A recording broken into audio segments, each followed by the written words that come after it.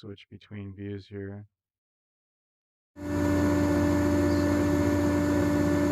Main view, Inventor.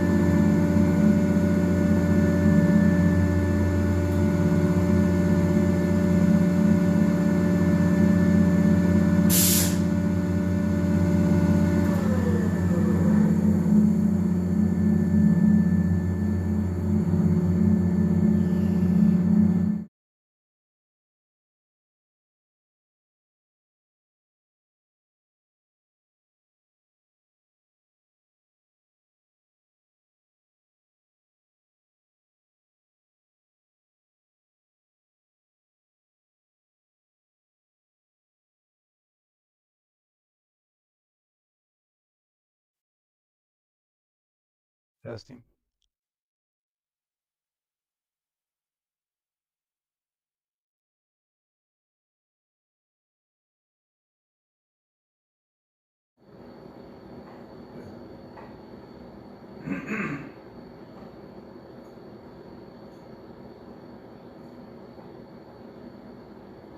Okay, we do testing 1, 2, 3.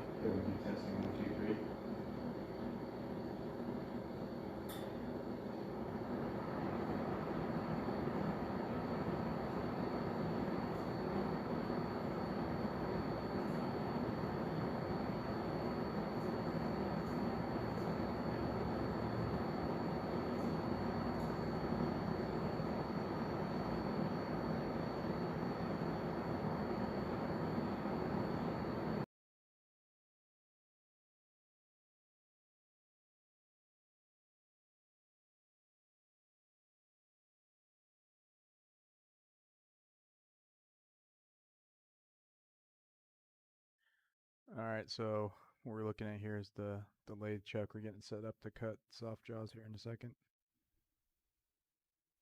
We're going to go over here in Inventor, and we're going to program up operation.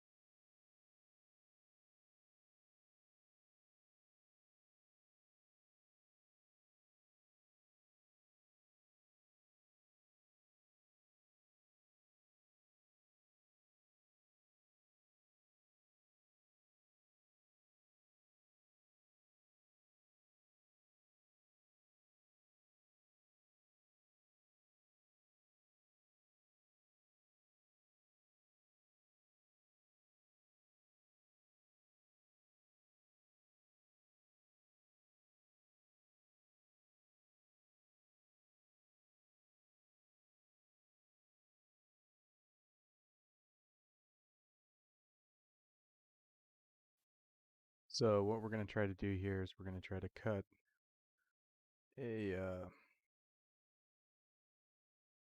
these jaws.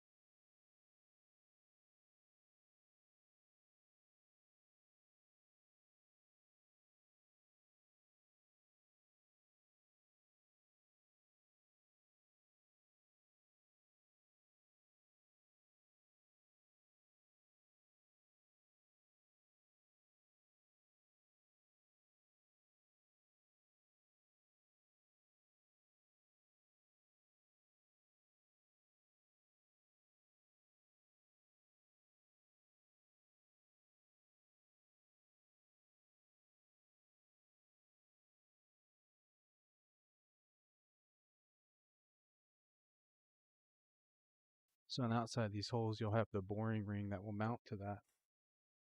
So you have this boring ring that will, basically what it does is just holds the lathe chuck jaws open. Um,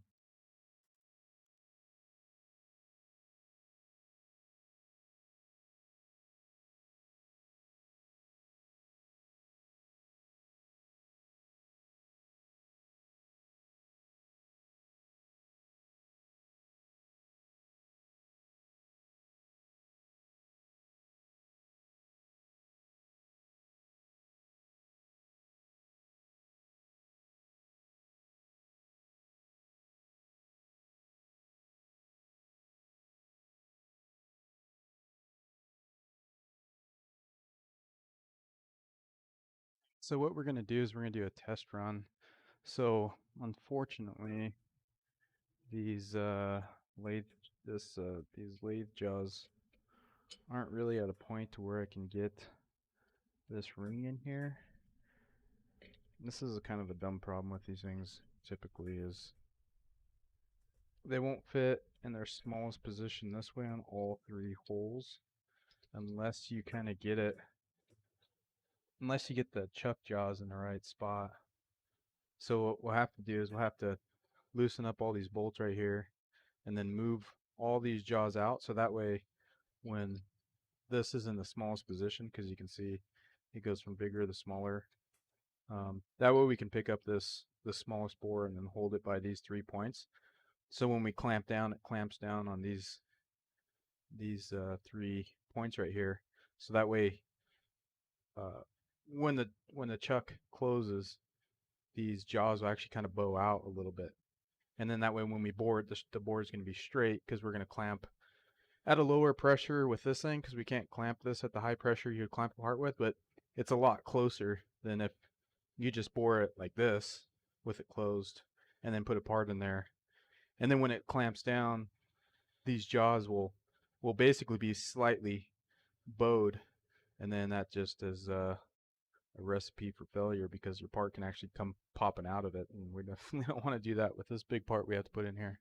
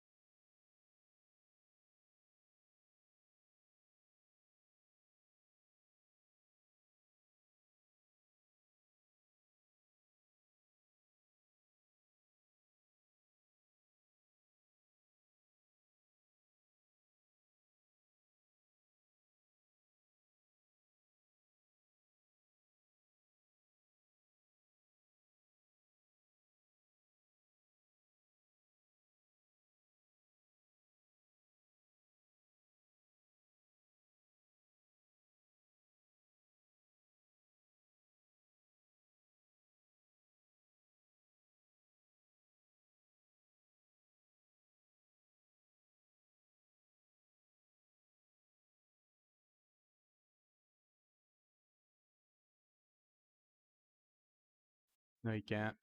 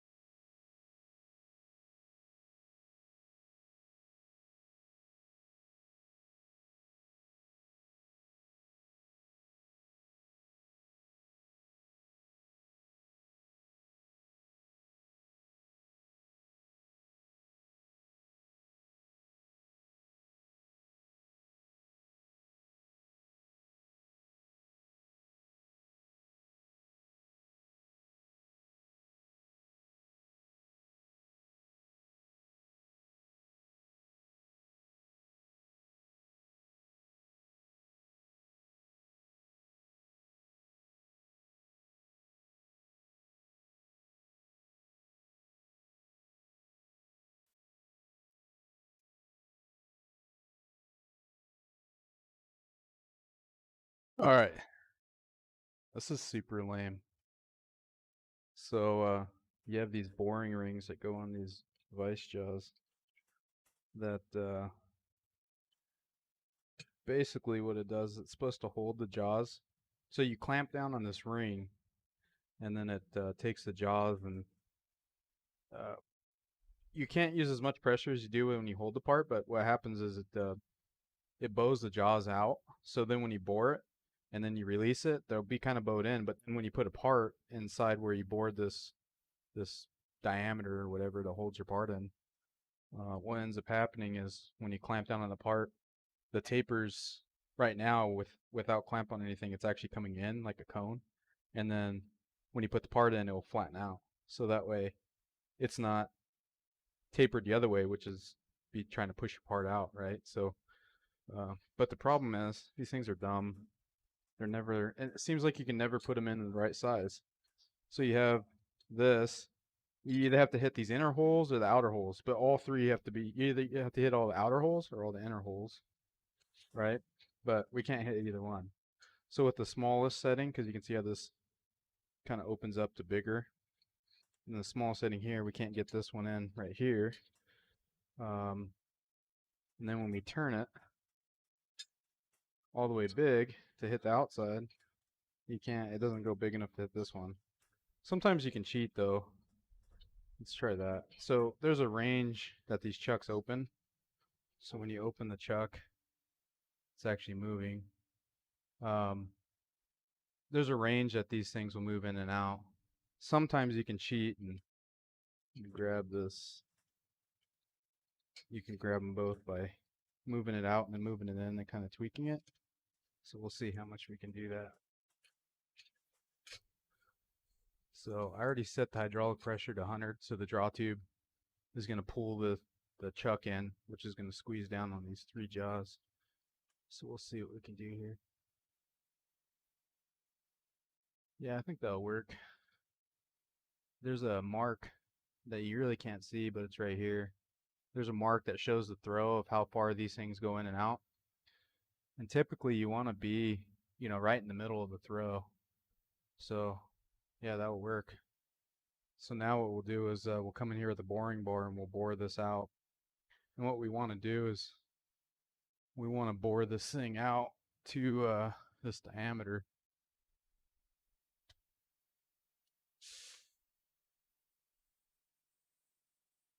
Let's try the phone view. So we're going to grab it by this. So basically we're going to bore those jaws, if you can see it. We're going to bore the jaws to hold onto this little lip. And it's not a very big lip. You know, it's like between 1/4 and 3/8 of an inch. So we definitely won't want those jaws tapered out because we're only holding on to this to spin this big old thing that probably weighs 10 pounds.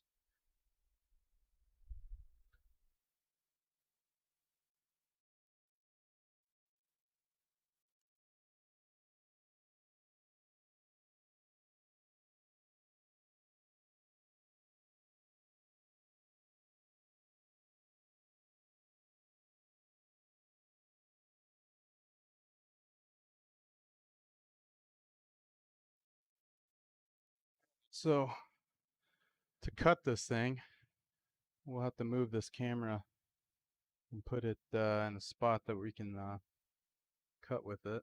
So right now it's mounted to the turret.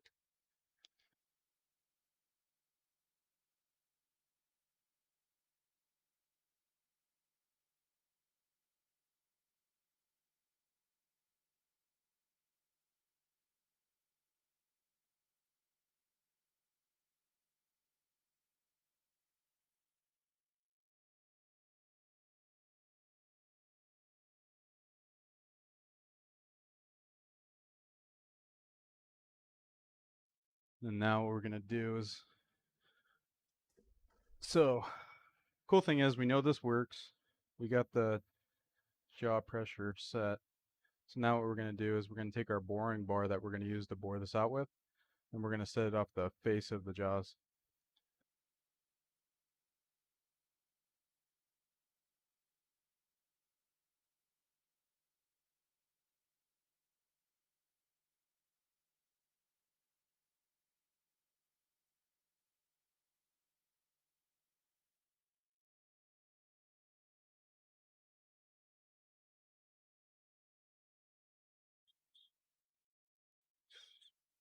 So to set this off, it's kind of hard to see. Here, let me grab this. That might be a good way to use this.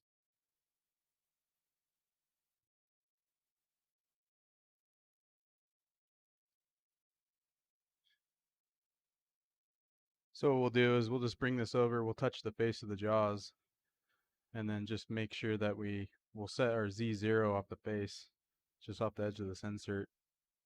And then usually what I do is I'll just spin this really slow and then make it to where it just touches that.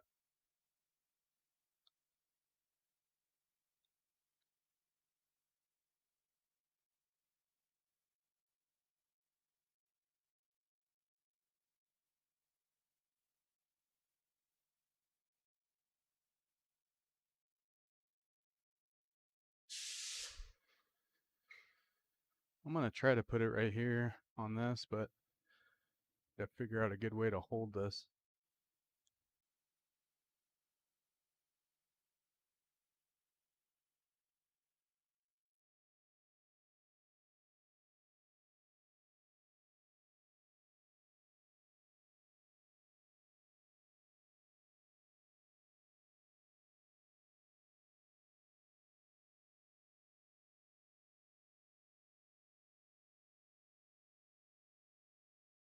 There we go.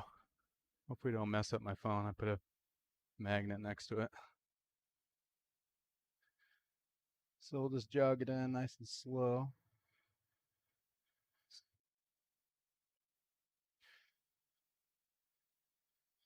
And we just jog it in really slow. And what I do is just spin this just until it hits.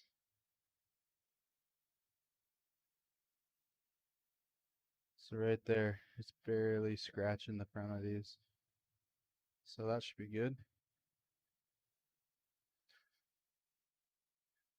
Then once we do that, we'll come over here and we'll go to our offset page.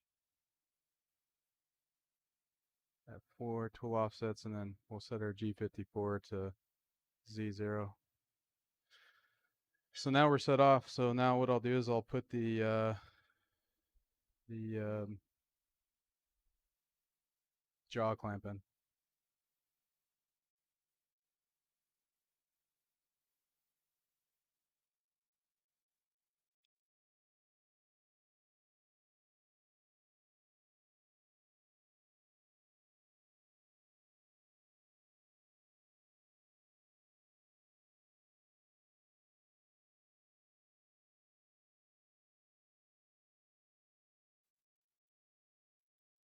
One thing I should probably do is make sure my phone stays charged since it's running on battery this whole time and it's just live streaming forever.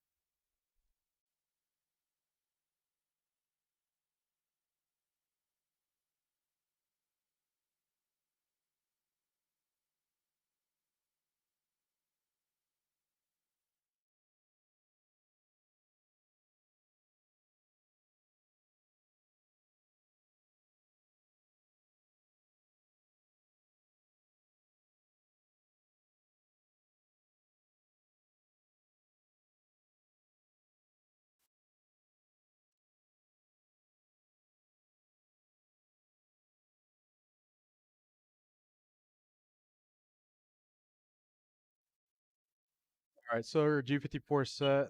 Let's jog this machine back and out of the way. And then we'll throw our clamp in here.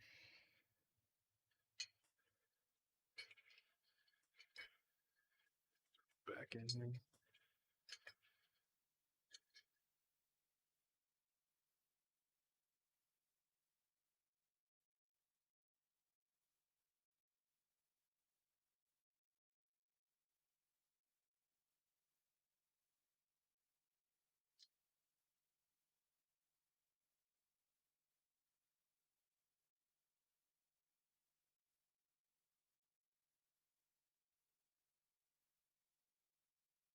All right. And the reason that you want to set the travel in the middle, so if there's any variance in the part, you're, well, for starters, you can always get the part in, and then that if the part has a little bit variance in size, say if it's a little bit smaller, you don't want the jaws bottoming out and faking you out thinking that it's actually clamped in, it's not. Then you go to cut with it and it chucks the part out and nothing comes good from that.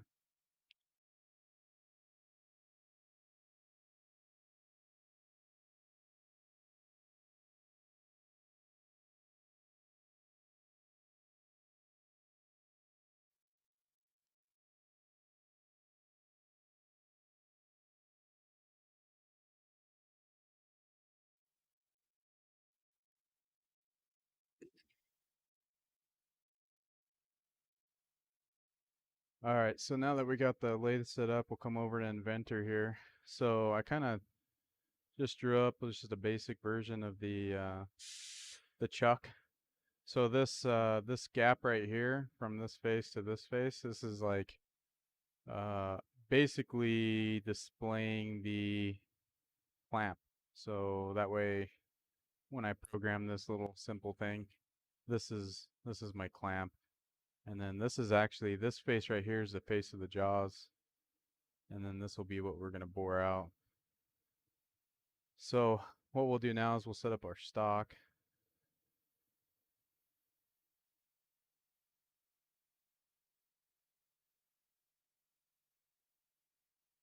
Our machine here.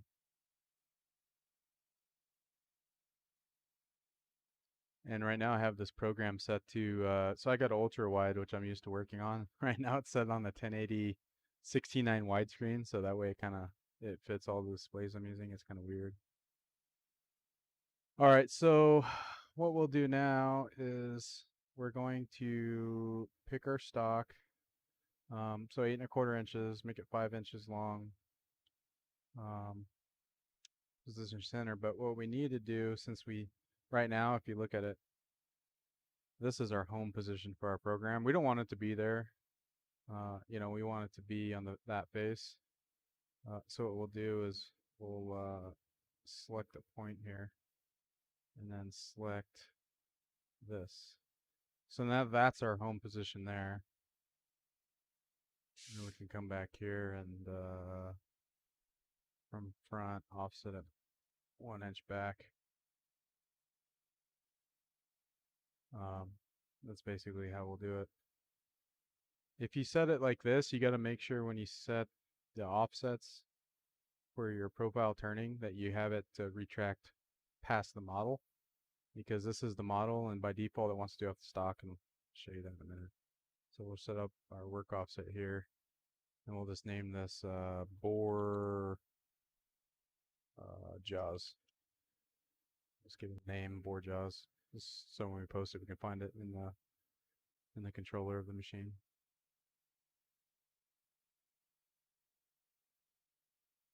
It's a rotary axis, just like anything diameter-wise. Hit OK. All right, so next thing we'll do is we'll do a profile rough, and then we'll go in there and grab that tool that we have in there. I think that's a 3/4 carbide boring bar with a, I think it's a 331 insert. Might be a 332, I can't remember. Come in here, we'll pick up a boring bar, 3/4 Ultradex. We'll have our tools here listed out. And usually I put the insert type.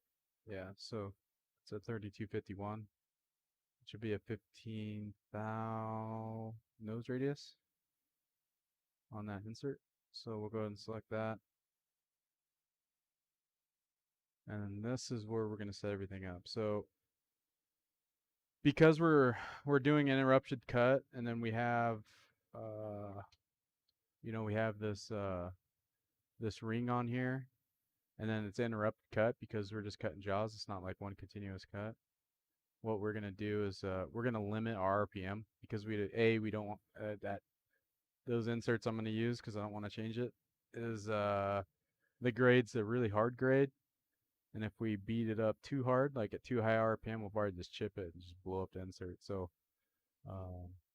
what we're gonna do is we're gonna limit our RPM. So we'll use constant surface speed. We'll change this to like 700 feet per minute. And then we're going to just go ahead and limit this to 900. I don't think it's going to hit 900 because the diameter that we're starting at versus where we're going to finish is going to be pretty close. Feed per rev. We'll turn this down a little bit.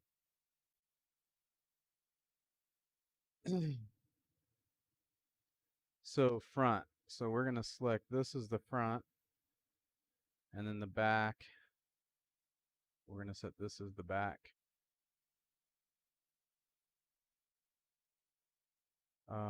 So this is where we got to set our starting diameter. And what I'll do is I'll just take a measurement of what those jaws currently are bored out to.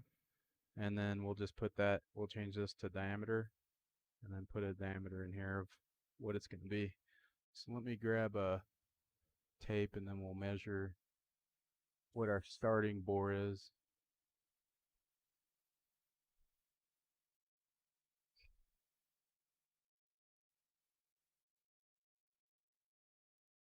Tape or scale, or you can really use anything.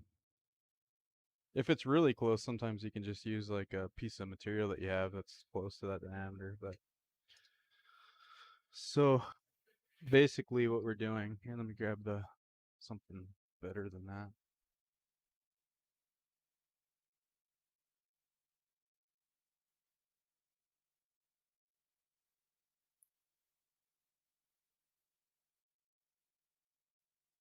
So what we're doing is, so we have this starting diameter. So there's already these are already cut for something. Um, I know for a fact this isn't the right diameter.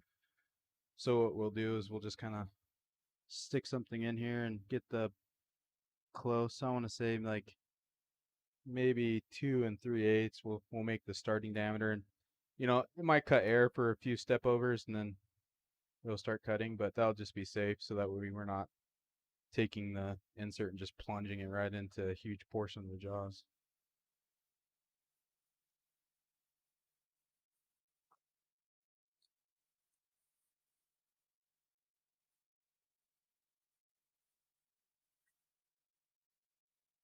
All right. So, and this is where we'll set our diameter. So we set our clearance. Actually, what we need to do is we need to set this to inner radius because that's the clearance. This is where we're going to set our diameter. We'll just set this to 2.75. So that's going to be our starting diameter. When it starts cutting, outer diameter is going to be our model here, which is 110 millimeters, which is like over a little over 4 inches. So start here, finish here. Clearance, this clearance part on turning, so that's going to be the distance from this blue line to this like reddish orange line. Um, so after the tool goes in to the bottom of the cut, you know, like gets down here to this part, and then it pulls out of the cut and then goes back out. Um, for this, it's not a really big deal, but on smaller parts, sometimes you can get in trouble to where it, by default, it wants to leave this to stock ID, which will make this like a point, like this orange one will be in the middle of the part. And the problem is if you're starting with a small hole and you're using like a 3/4 bar, say you want to bore out something that's starts out at like, I don't know, a little bit bigger in the bar. So let's say like 1 inch, right? Well, when your tool comes in, it, it comes in on the center line of that starting diameter. So the edge of the insert is on that diameter. So that means you have 3/4 plus of an inch of your tool sticking out. And then, right, so it's 3/4 off this way. So if we look at it here, so this is where the edge of the tool is, and then you have your boring bar on the backside here, which you'll see in a minute. But wherever this clearance plane is where the edge of the tool is going to start, like where the insert's going to start. So if you have it set to the center, like the center of this thing, and you have a small hole, you'll just plunge the whole back of the boring bar into the stock. So you got to be careful about that. Not so much on this big part, because if it was set to 0 right now, it just, you know, that hole in the jaws currently is big enough it won't even hit. But on smaller stuff, you can really, I mean, I've done it before, not paying attention. It'll come in, it looks like it's moving over, and then it goes in, but it doesn't clear the backside of the bar. Okay, so we have that all set up. We got our tools selected. We're gonna do our passes here. I like to take it easy on this. I mean, we just need to bore out these jaws without any drama. So, and then what else I do here is I leave 0 stock to leave in the Z-axis. So on on any face in the Z direction, right, which would be in this view, which would be left to right, that'd be our Z direction. When I'm doing boring jaws, I set that to 0 typically. But what I will do is leave enough here to do some finishing passes. And I've found that doing really light finishing passes is better than doing what you typically try to do with like loading the insert. So we'll leave like 5 thou in here for the finishing passes. And then we're going to be doing here. So this is our maximum depth of cut right here. We'll do 50 thou step overs. We'll try that out and see how it sounds. And then we'll do not allow grooving.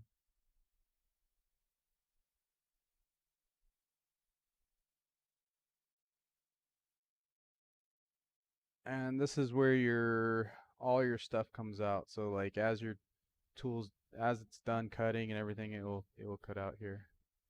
I think I'm gonna change this here, but let's change this setup. I haven't bored jaws in a minute. I usually just use the can cycle on the machine. So let's just change this to front and then make it 0. And we'll leave our home position there. And let's see how that works out. So there's our tool path. So you can see, obviously it thinks that I mean, this is open in real life, but it actually thinks there's stock in there. But we don't care really. We just want this path right here. So you can see if we simulate this.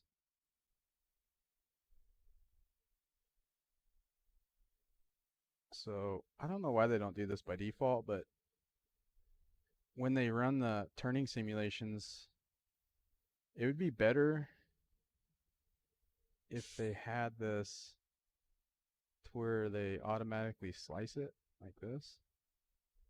Because then when you come over here and then you run your simulation, you can actually see the tool. You just set the material, you turn on stock, turn on the material. So now when it starts cutting, you can actually see it. So the red is basically saying right now there's a collision, right? Because it's like punching the material in, but we know that there's no material there, and if I really cared, I would, well, that might be a cool way to do it. I don't know. It still might show red a couple times. Oh, it still will. I was gonna say if I could make the stock a cylinder instead of like a solid bar, and then set the stock ID to 2 3/4, it might work a little bit better. But I think it's still gonna collide because it's not really cutting the front. But that's okay. So we'll go in here. You can see it cut it, cut it, cut it, and I'll just do that until it gets all the way to the major diameter. And then it's done. So I didn't really see anything there that I'm too worried about. So let me get the tool number that I have that pocket in for the boring bar. Looks like it's in pocket 5. So we need to change our tool 1 right here.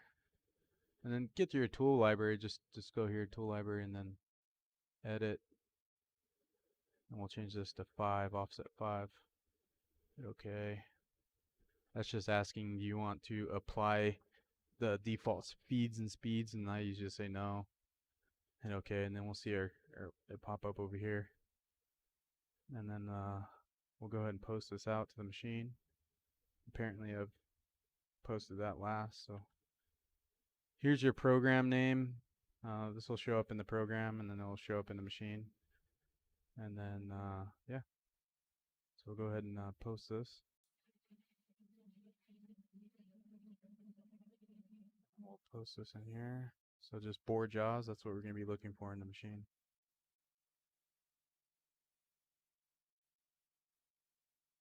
So there's our program.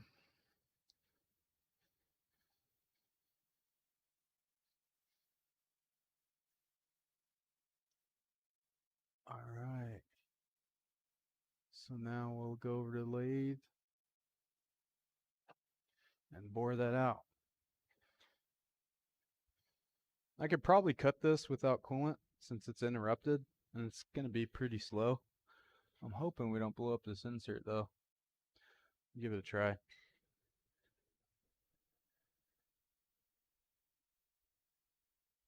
What I need to do is figure out a good way to stream this controller. Oh, you know what? I think I can actually. Let me see.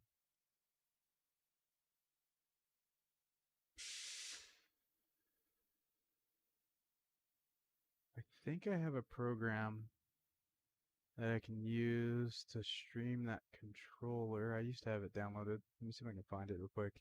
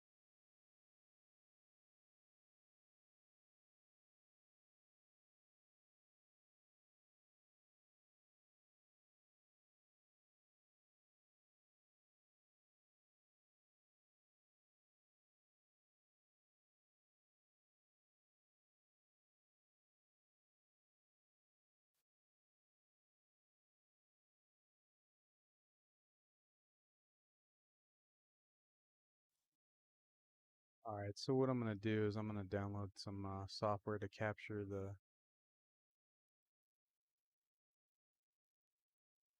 the Haas controller so you can kind of see what I'm doing.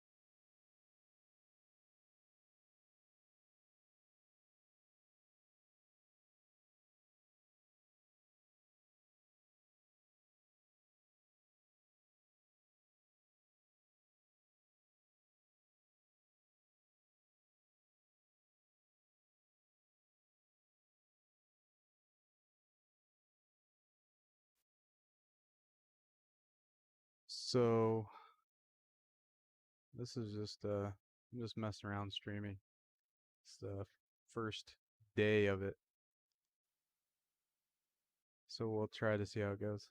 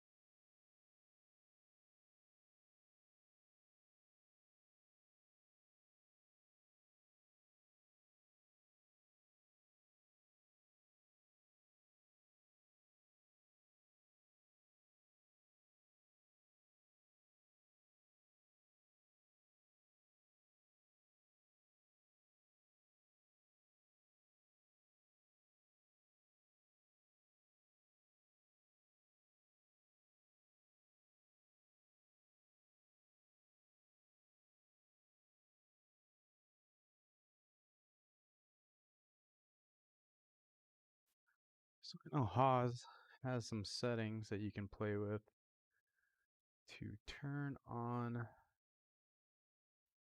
remote display.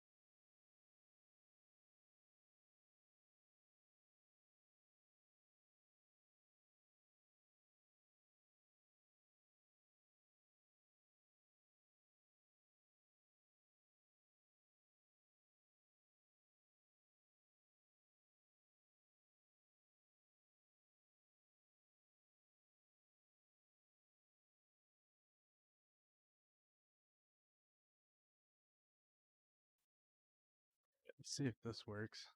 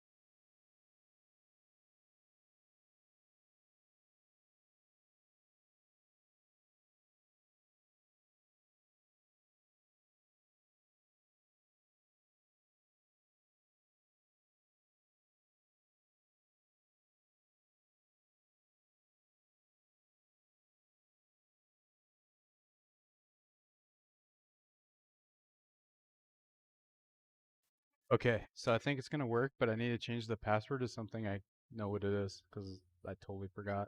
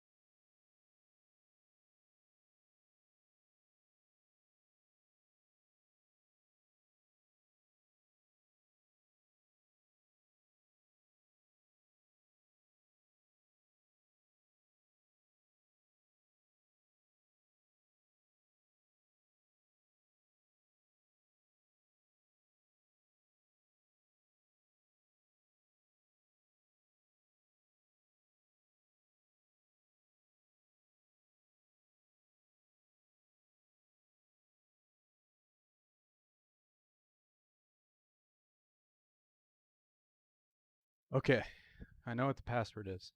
I need to label it or put it on my network map.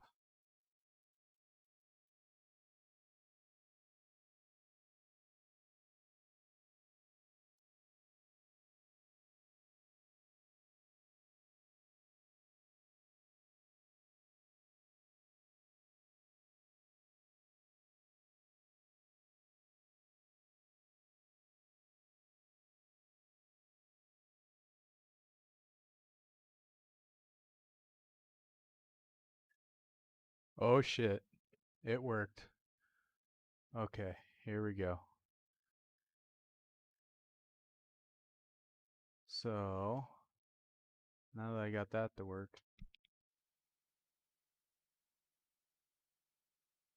now I need to add it to OBS.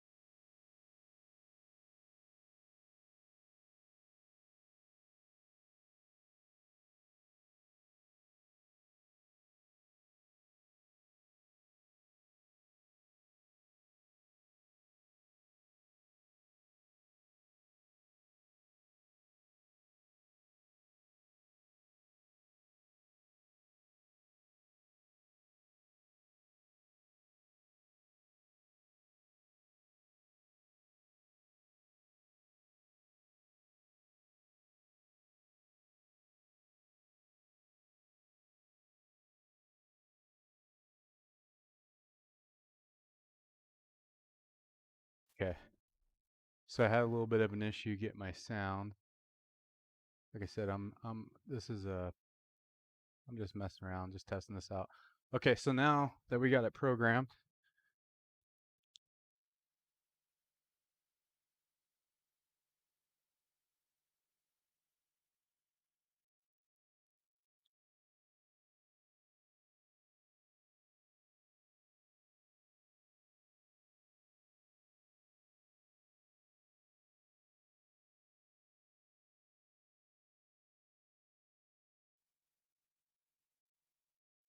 we're gonna come in here, we're gonna select our program, and then we got our program loaded, tool 5, G54 is our work offset for this. We're just gonna bore these jaws out. One thing I might do is actually repost that program. I'm gonna leave a little bit more material on the stock, on the jaws. That way I have a little more to tweak once we bore these jaws out. So this is what we're gonna bore out. We're gonna bore out these jaws here. So let's go back over here. And we are going to program that to leave a little bit more on the stock.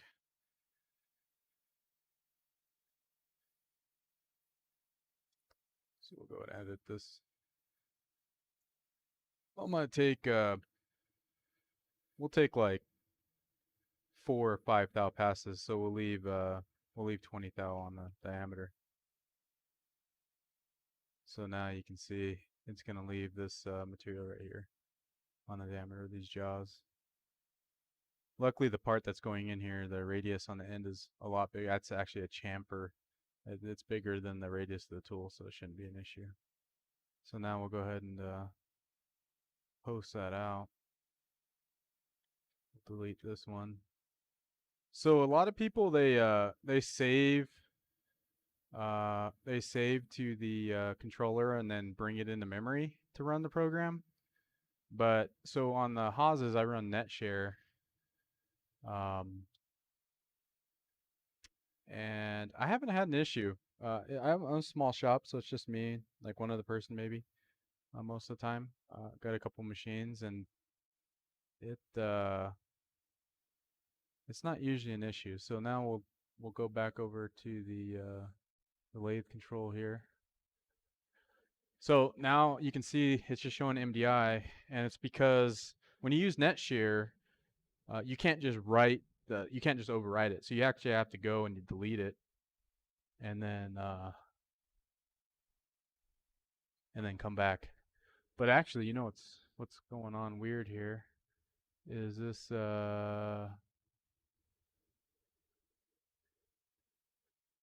isn't actually streaming. Oh, I see. So on my screen on the computer, I have to have that open for it to update. So all right, so we'll go back in programs. We'll go to board jaws, hit select. It'll load our program.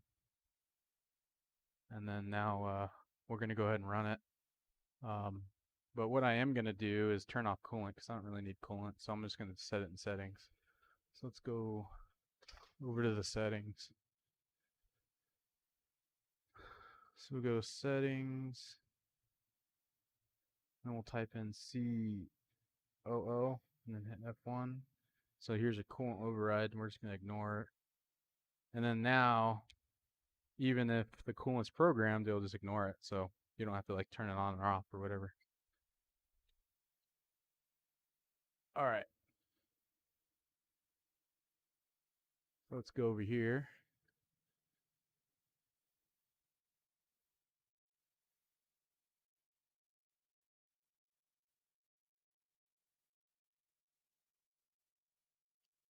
And we'll run this.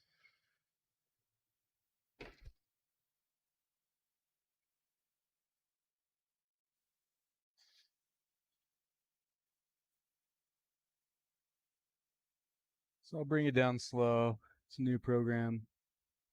Just make sure everything's going to clear. So we'll let it run in. And we're just coming in just to make sure I've had like weird tools like next to the boring bars and stuff, and if you don't watch it when you have a big diameter, you hit the tool. Let me tell you, you get pretty salty when you hit a $400 carbide boring bar, and you're like, what the hell?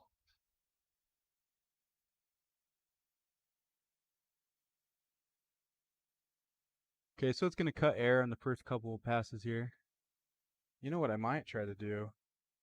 Is actually, I'm gonna grab my phone and stream to that, and maybe I can get a better view on this thing. But the problem is also need to wipe off the glass. I remember back in the day when all the houses didn't have glass. You know, they just had that plastic, and man, it gets so jacked up you couldn't even see through it. I don't care how you tried cleaning it; it just get pitted from all the chips and everything, and it was just impossible to be able to see. But now they went to that tempered glass, and I think it's a laminate glass, so it's has like the polyurethane core, like bulletproof glass. I don't know how bulletproof it is, but it probably work good enough.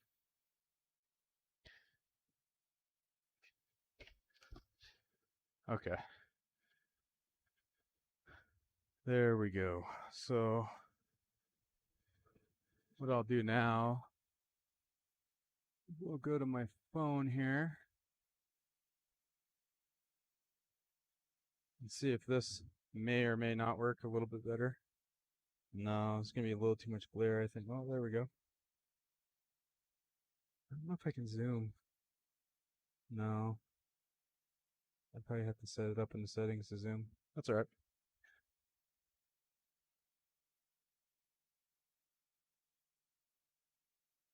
Yeah, see, so right now it's cutting air.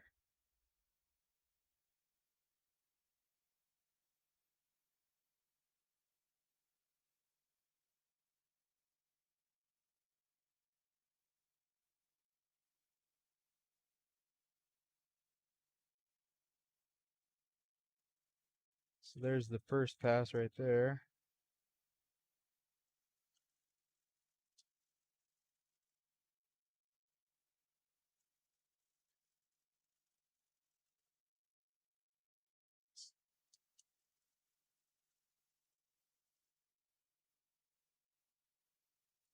So I'm using this app on my phone that basically just streams my phone like a network camera.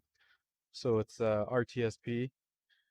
The only problem I found with the app that I don't really like is like if I flip it over, like you would kind of hope that maybe the camera would reorientate with the application, but it doesn't. So I'm stuck on like a couple different.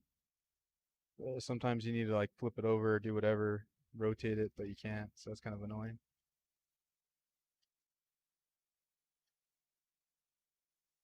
And that's it. So we bored that out. So we'll take a look. Let's see how it looks here.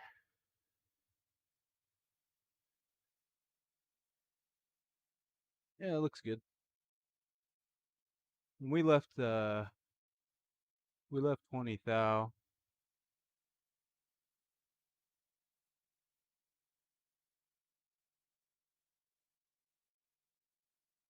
Yeah, I mean it's as good as it can get. Anyway, so we left 20 thou on there. So now what we're gonna do is go back to Inventor, and then we're gonna do our final finishing passes.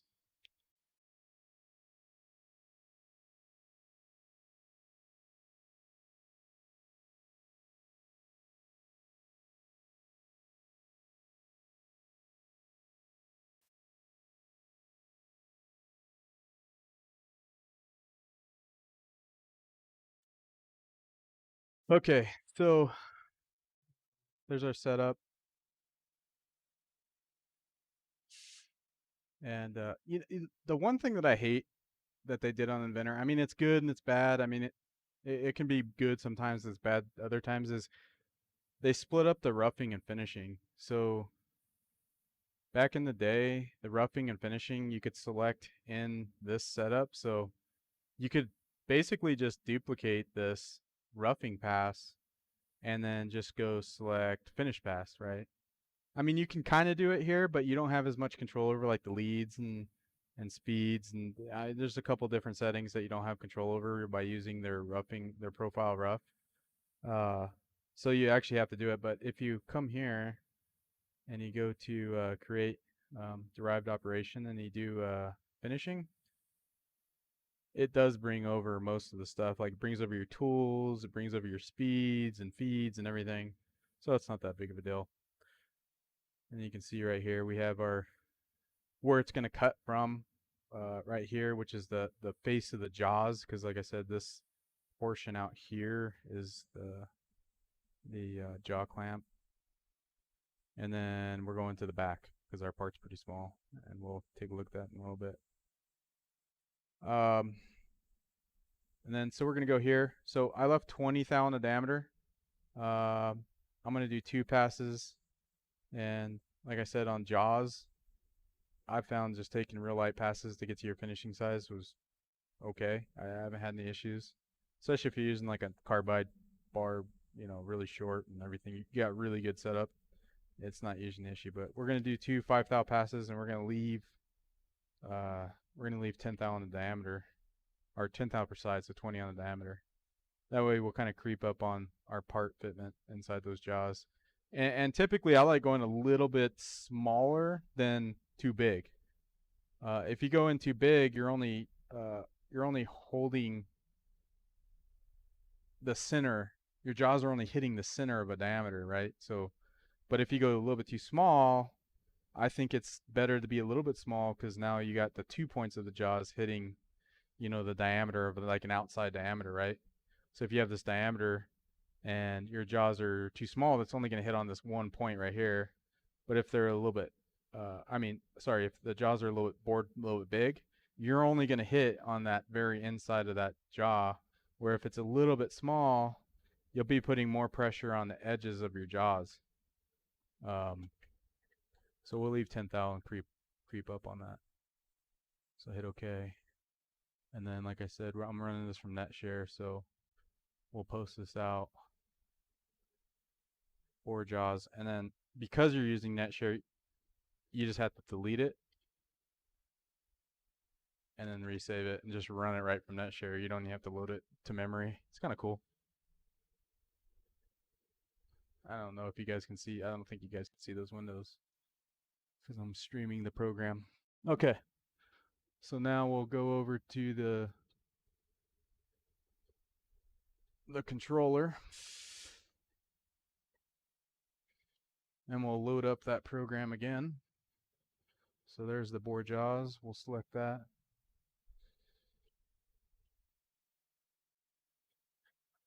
All right. And then maybe we'll go back to, let's just go back to the lathe main. All right.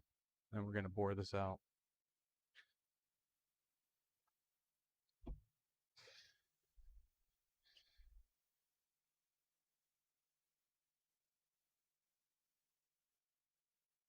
So we're only taking 5 thou on the diameter per pass, or it's actually 10 thou, 5 thou side. Just a little skim pass here. Just to creep up on our diameter for our part.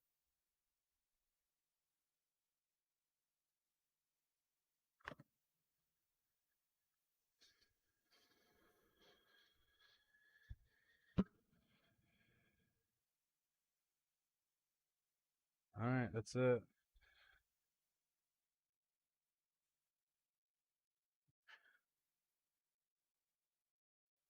Go back here. All right, so our part that we're doing, here's our part. I broached it the other night. You know, I wouldn't have to be doing this right now if I didn't mess up the first 10, but, you know, shit happens. But what I did is I didn't check the print and ended up with a bunch of bad parts. So anyways, so we're clamping on that edge right here. That's what we're going to hold on to. So that's what we're boring out these jaws for, is for that. So we got it pretty much bored out. So I went 300 thou deep right here. That part lip is, I think it's I think it was like 320 thou to the radius of the part. So it should clear this inner radius because there's actually a radius right here at the bottom here. So it's basically from here to that top of that radius right here. It's like 320 thou. So we bored those jaws like 320 deep to hold on to that thing. So yeah, we'll just throw it in there and kind of see how she fits.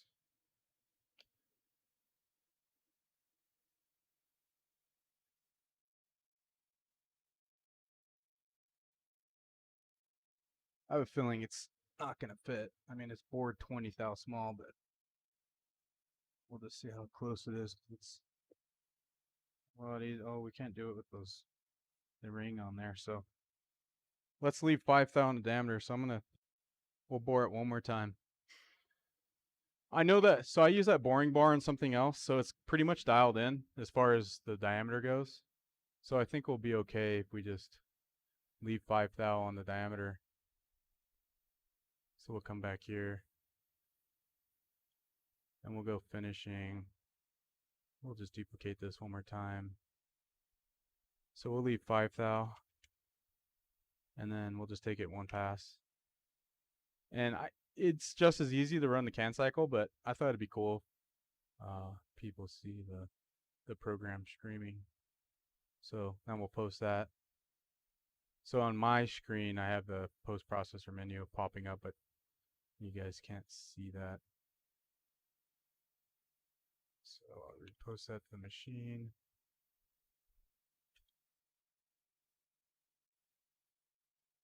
Okay, and then I wish I could figure out, so this VNC viewer that I'm using to stream the controller. The only thing that sucks about it is the fact that unless I have it actually activated on my computer, like actually open, it doesn't update. So it can't be just running in the background. Okay, program's loaded. And then now we'll go ahead and bore out the final run. I think it'd be good enough. I don't have a whole bunch of these things to do. If I had a ton of them to do, I'd really try to get that dialed in. And yeah, so let's run this. And so in settings, I have coolant turned off.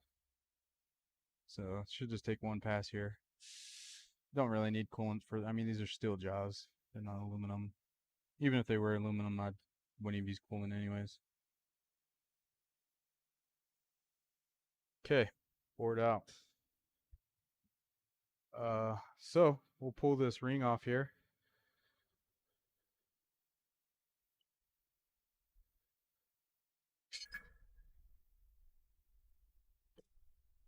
And we'll throw the part in there. See how it fits.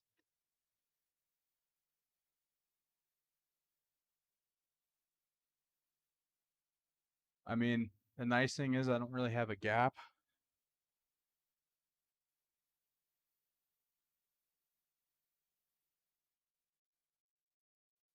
Right, so right here. So this little spot right here, if you bored the jaws too big, you would have a gap there. We don't have a gap there, and you can see that is stepped off right here for the inner radius of this. So I think we're good.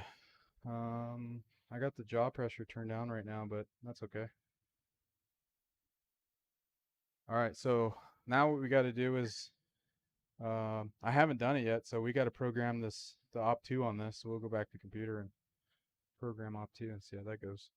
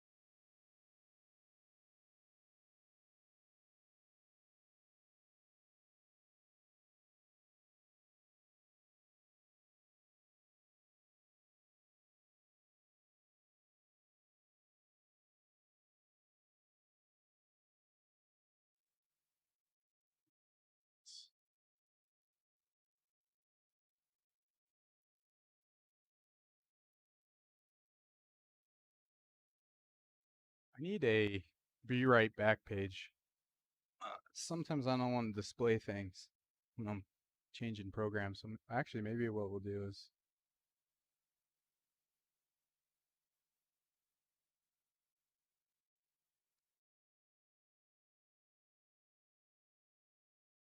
there.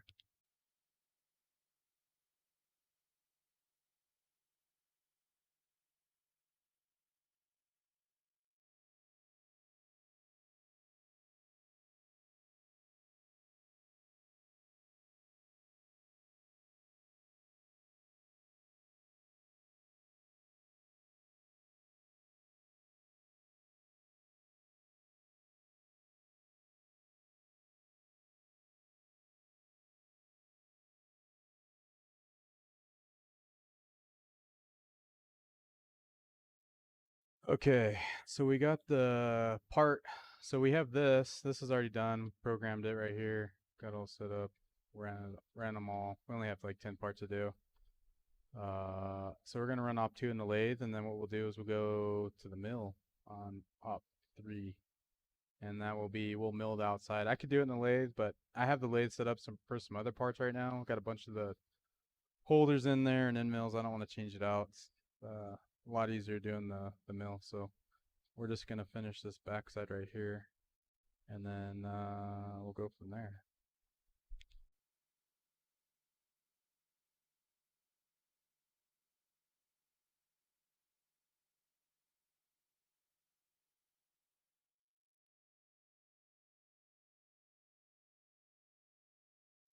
All right, so basically all I did is I just duplicated that setup. So we're gonna call this hub lathe op 2, and I'm basically gonna keep everything the same because it ran pretty good. But the only one thing is I need to adjust the stock diameter a little bit because I have it set to 7-inch diameter, and let's take it to like 7 and 50 because the first cut last time was a little much.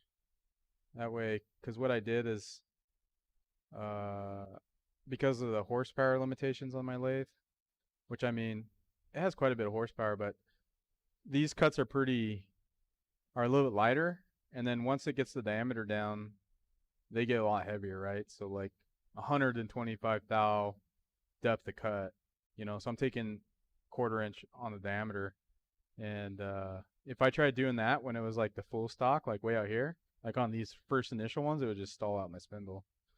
I think this thing's like, I don't know, 20 horse, 30 horse, I can't remember.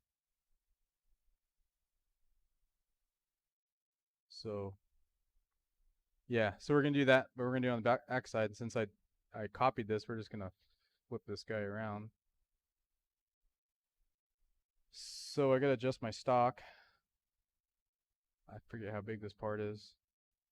So we'll cancel that. So 1.753. So our best bet would be we know our stock is 1.875 minus 1.753 divided by 2. So 61 thou. So I cut these in my saw. My saw is like within 2 thou on length. It's like an automatic saw. So we're pretty close to that because I actually checked that. And I could throw these on the height gauge and just double check my stock thickness, and it just makes it easy because then you just run one, run a little fat, and then check the part thickness, and then do your finish pass, and usually you're good. And because we bored the jaws, we can set the stock, we can set our 0 off this side, right, just off this face, because we bored the jaws to this face. So we don't even have to reset our Z. We just set our Z0 back here, and we should be good. But we do, because I copied this, we'll come in here. So our stock right here, 1.875. That's what I cut the blanks to. So we know that we have to take off 60. If we set it to the middle, we got to take off 61 thou on each side. So we'll take 1.875 minus 0.061. So let's set our stock to that, and that will get us like really close on this next op, and you'll see what I'm talking about here in a little bit. So we're gonna set this to 814,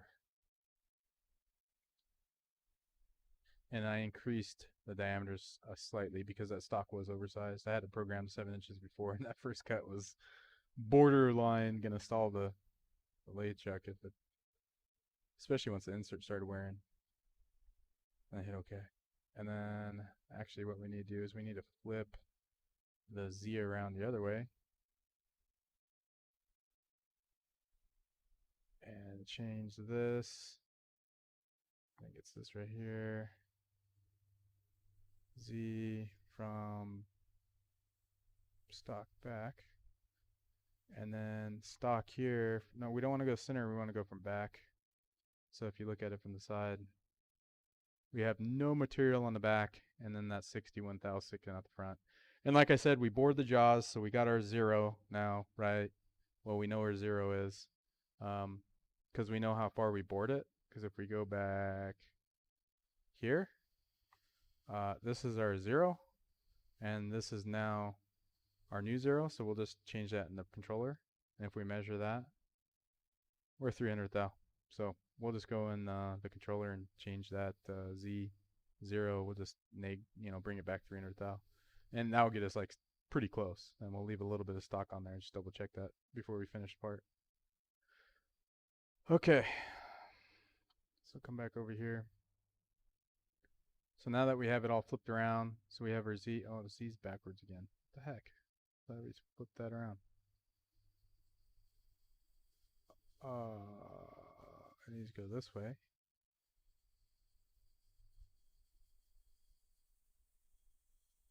And stock back. Oh, did I not save it? Offset from back. Okay. Alright, there we go. So it should be good to go. Oh, except I need to change this. Did I? Oh, no, I did. So the stock's all set up good.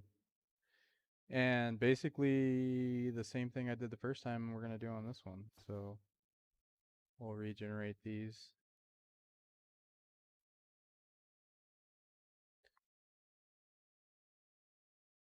So the first few passes are a little bit lighter to get our diameter down a little bit. And then once we do that, we'll just start getting down on it. So we got to change this diameter. You see how the tool path stopped right here. We're going to bring this all the way down to, let's say, here. So now it's going to go to town on that thing all the way down there. That's a lot of material removal. And then we'll change our facing operation, our outer diameter to here. Face that off. And there's our finish.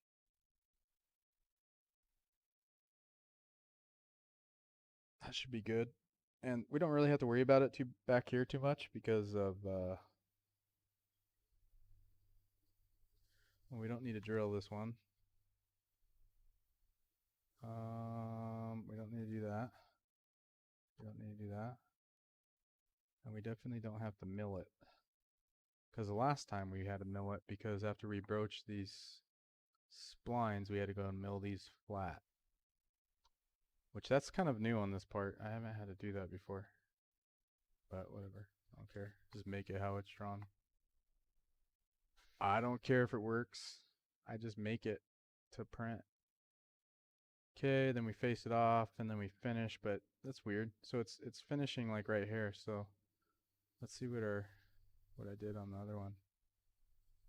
So outer, stock OD, inner, stock ID. Let's do selection here. Let's do inner here. We don't need to come all the way to the middle because it's already bored out.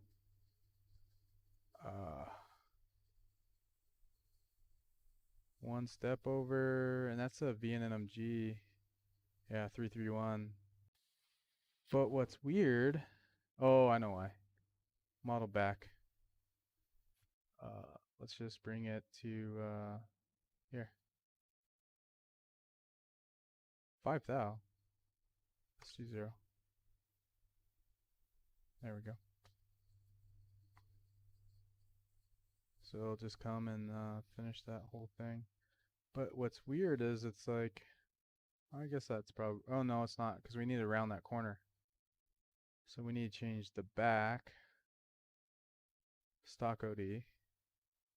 We need to change this to here.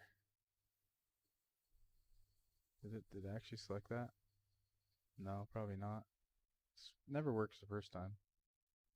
There we go. So there we go.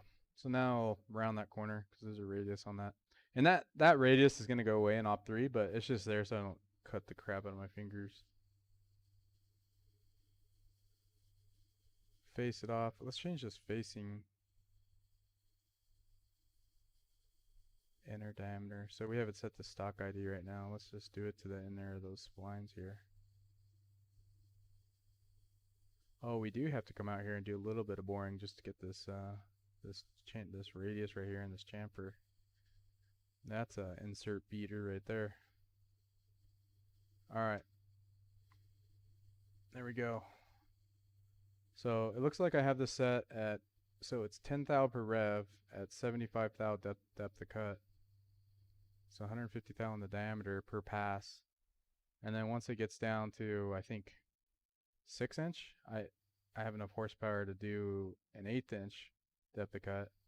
So 125 depth of cut with a 10 thou feed. And then we use that same tool and come over here and just face the remainder of this material off. And then we'll come finish it. But for now, what we're going to do for finish pass, because we're going to have to tweak our offset a little bit, I'd imagine. I don't think it's going to be perfect. We're going to leave 5 and 5. So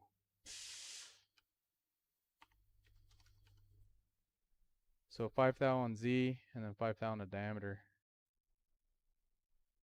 So you can see it here. So 5 and 5.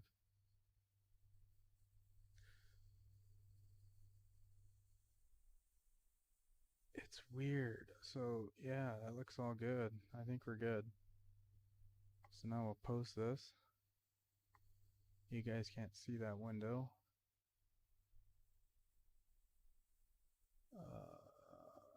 We're going to call this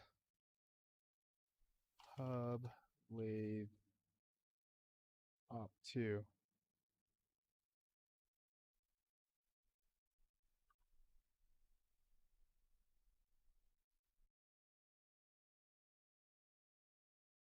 Okay.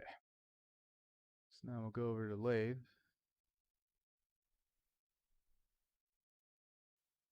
And we'll load up that program.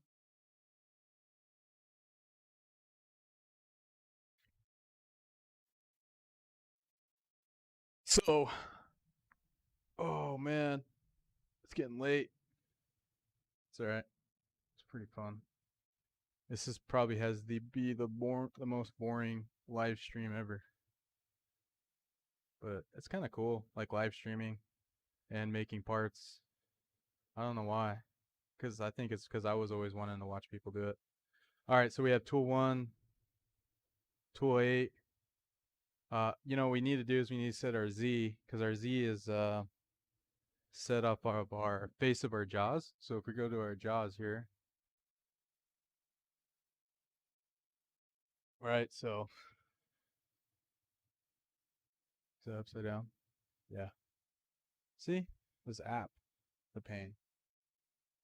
Okay, so when I set our Z last time to cut the bore of these jaws, I set up the face, and we turn this, so this boring bar right here, so it's a little 3/4 Ultradex CCMT 3251 inserted boring bar. Anyways, that bar has already been like dialed in, like Z and X, right? So I set it off the face of this, pretty close. But we did cut back here, and then that's where I set my program home, was on the back. So what I'll do is I'll just go in the controller and So go over here. See, if I had somebody to switch that in OBS for me, it'd be much easier. But we go to offsets, hit F4, and then here's our Z. So that's our Z offset, but I want to set it back 300 thou. So minus 0.3. And yes. So now what it did is it moved my work offset from the face here to theoretically the backside from where we bored it. We'll see how that works out. So yeah, that's my turret. So it's kind of cool. I got these Sandvik holders, the Capto C4s. Man, let me tell you, like, it's a little bit of an investment because this crap's like super expensive. Not super, but it's pretty expensive. Anyways, but it's nice because you can like pop out these boring heads, and I just have these adapters in here, so I could even just use regular just stick tools. But this is Capto. All my live tools are Capto. So like I got an end mill over here. That's Capto. I got like a Capto drill. And it's cool because you can switch them out like super fast. Before this thing came with like the call it style, like I think they're Benz, yeah, the Benz brand. Anyways, they just had ER32 call it's like in here, which is nice. I mean, I have to admit, like those things are kind of cool because it gives you like a little bit more room in X, where on these ones you have a little bit of an issue with that because you have your tool body that sticks out. I'd imagine you could probably get shorter bodies like ultra low profile ones, but I don't have any of those. These are just like their standard ones, but I have like ER16 and ER32s and a couple other things. And these are all Sandvik. This is actually an ISCAR tool right here. It's a Capto, so I didn't know that, but ISCAR has some Capto stuff. Works pretty good. This is a nice one. Nice cutters. And for the plumbing, I used man, this has been so I remember when I first did that, like everybody's like, dude, that's not gonna work, bro. And I was trying to be cheap. Like they wanted like a bunch of money for like these stainless ones, and everybody's like, oh, dude, you gotta do copper. So this is DOT 1000 PSI airline tubing. It's just plastic. And then I just have these like push connects. And on this lathe, I actually have the 1000 PSI high pressure through coolant option. And this thing has been in here for a year. Like probably a solid year. I mean, yeah, it's definitely like chewed up, but if it gets jacked up, it's going to cost me like 20 cents to replace it. And I got them all over the place. Like I have this one here going to this pretty cool little boring bar here. This is a Dorian boring bar. And or not boring bar, sorry, grooving tool. It's with the like little modular head. Through coolant modular head. It's pretty sweet. And then I got to go to my drills and whatever other crap in here. I don't remember on this one. So that's the one we're going to use right now, but we'll see. All right, I'm going to switch it to like the lathe view. Hopefully the camera doesn't get super flooded. I am running a little higher surface feet, so I'm going to run some coolant because this is heat treated. I could cut it dry, but I don't know. I like using coolant.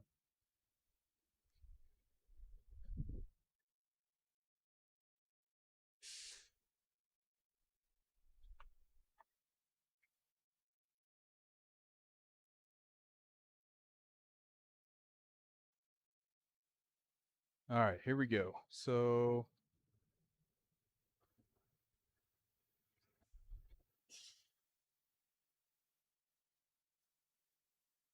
we'll throw a little coolant. We'll let it take one pass here. We'll bring it up just to make sure our offsets are right. Man, it looks super good to me. Let's see. So right now it says I am program position. Let's go distance to go because I'm program out the back. So right now it's saying I'm like 4 thou probably from starting to cut. Dude, it's pretty close. That material's running out, but the part's looking super nice. And I'll check that in there in a little bit. But so we'll go ahead and see what this does. Oh, you know what? Whew. I didn't turn up my chuck pressure, so let's turn this up a little bit here. There we go.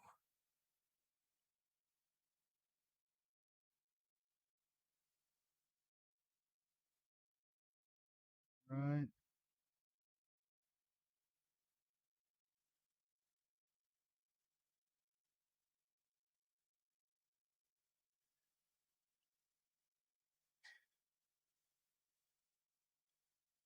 It's always good to shock the carbide.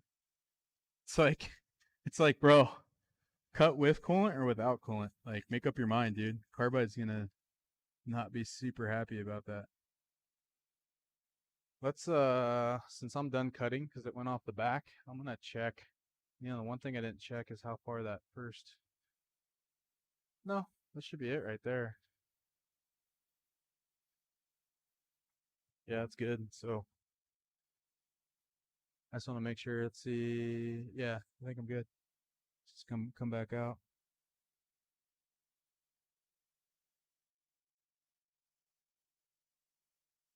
So that's 75 thou at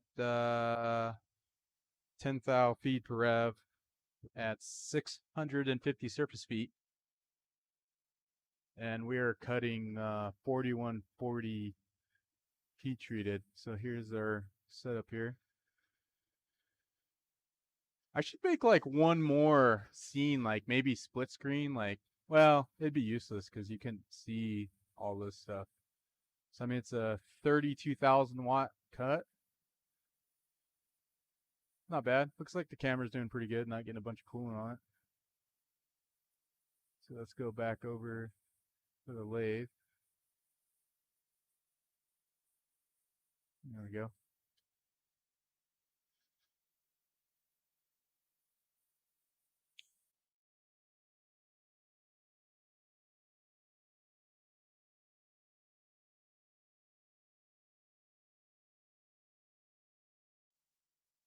You know, the cool thing is if something fails on the live stream, right? I got a record. You know, if I throw this thing out of the chuck, I mean, definitely don't want to, but if that were to happen, well, I got it on the DVR.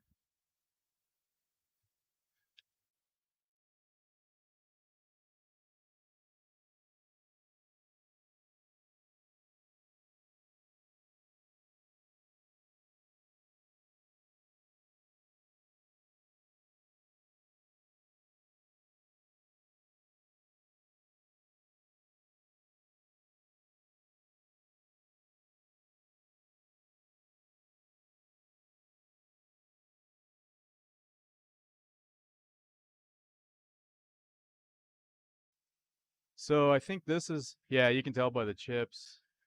This is definitely a bigger cut here. Let's bring OBS back up here. So, yeah, you can see that, dude. We're pulling 142% on our spindle load. And that's the 1/8 inch per side, 1/4 inch on the diameter. I would have to say if I was going to throw this part out right now, this is when it would happen. That's a pretty big cut. So this insert I'm using is not, I mean, I'm like 100, I think it's like 157 thou radial depth of cut is what they recommend. So, I mean, I'm like pushing the limits of this chip breaker right now. That's why it kind of strings up a little bit, but I mean, it's a big cut. It's not even a heavy roughing insert, but it's a corduroy. I want to say it's a, I can't remember what it is. I think it's a 30. Let me see. So this insert is a NC 3215 insert by Corloy. And I mean, they have some like deals once in a while. When you buy a couple boxes, you get a box for free. So it makes it pretty reasonable, I think.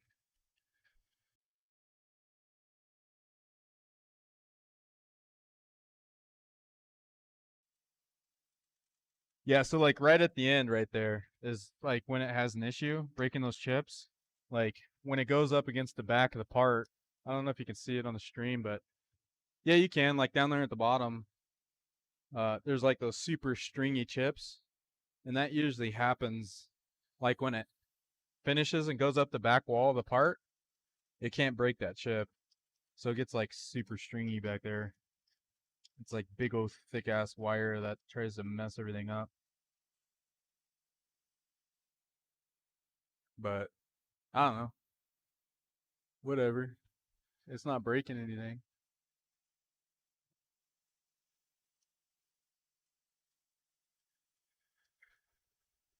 Oh yeah. Making chips. I don't even know what time it is. So here's the ones I did wrong. So I did these wrong. Not reading the print. So I made these before, and I thought we were making the same part, but they actually changed a little bit. And I didn't actually on the drawing. It didn't have a rev change notes on it. So yeah, kind of sad. This stuff, this material's like I think it's like 17 or $18 an inch, and yeah, there's a lot of inches over there ruined. But yeah, giving the Haas a little workout.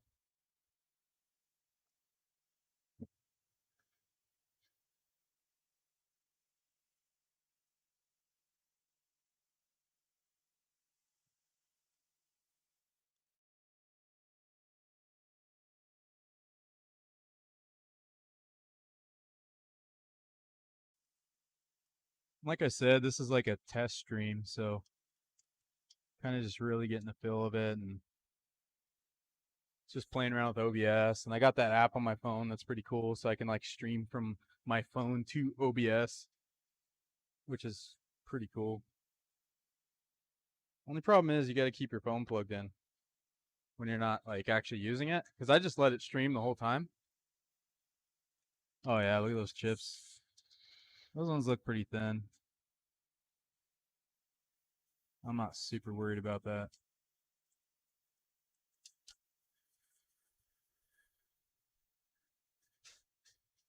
What I need is I don't know if they make like a controller that you can use like off your phone or like maybe off a tablet to where you can like switch your scenes on OBS. But that'd be pretty dope. Cause like right now I'm like running back and forth on my computer if I want to change scenes from like one camera to another one. So you could hear it right there. Well, I don't know if you guys can. So we're gonna stop this real quick. And we're gonna clear those chips. Uh oh.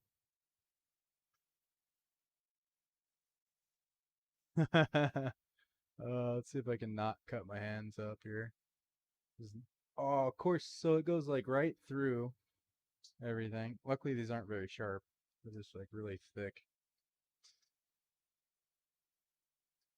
And so this is, so this chip, it doesn't come when it's, it's roughing this part. It's when it hits this back part is where this chip comes from. I could probably like tweak that. I don't know, but it's not that big of a deal. But I tell you one thing, my chip uh, can is filling up to where it's trying to suck the chips back into the conveyor. So I need to fix that. All right. So now we're going to try finishing this thing.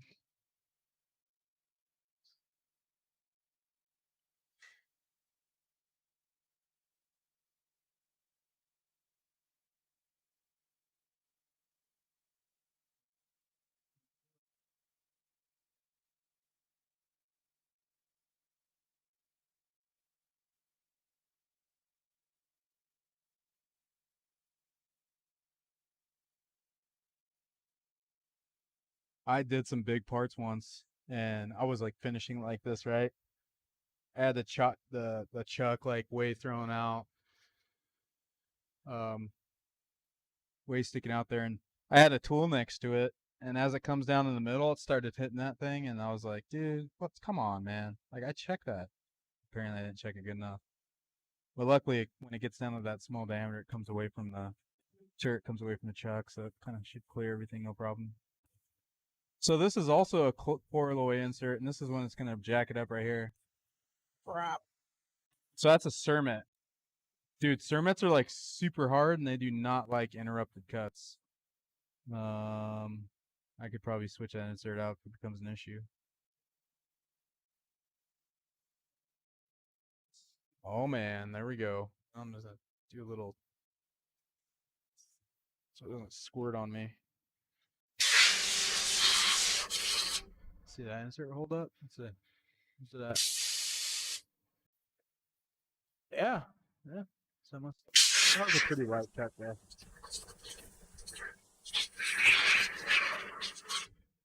Yeah. Looks good. So the cool thing is I left enough material on this thing, so I mean it's running pretty true, and I could check that. I probably should see what kind of run out there is, but this is all aesthetic back here. There's no bearings that go on the backside or anything. This runs on a spline shaft right here. So everything on the front side is in critical part. That's why I did the other side first. But if there's a little bit of run out, like 1 or 2 thou, it should be fine. But anyways, what I can do is throw this on the height gauge, check the thickness, and see where we're at and see if I need to adjust it at all.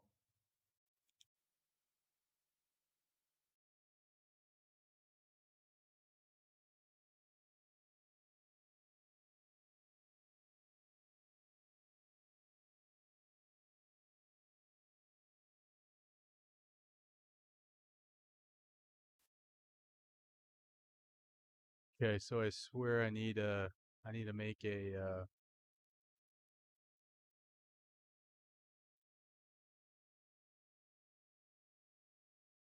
we'll be back soon.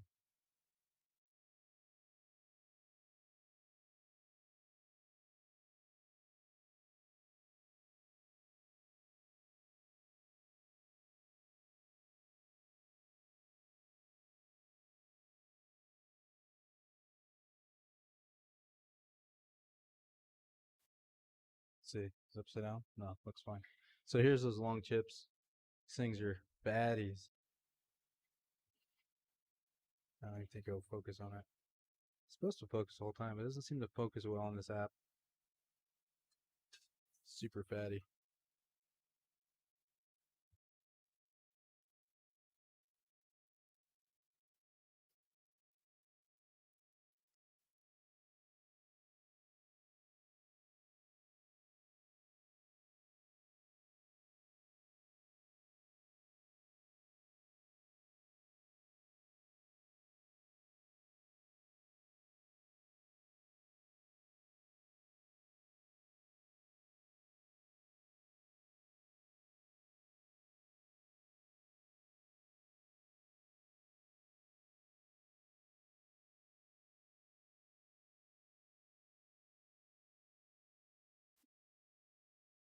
All right, so the next thing we're gonna do is check this on the height gauge. So I need to figure out what that dimension is supposed to be. So let's go back over to Inventor.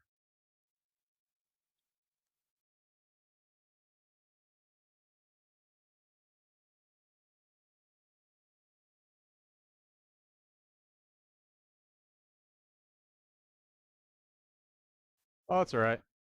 I remember now. It's 1.753. That's what it's supposed to be. So we'll check that. Let me, I gotta clean this thing off. And then we'll take a look at it.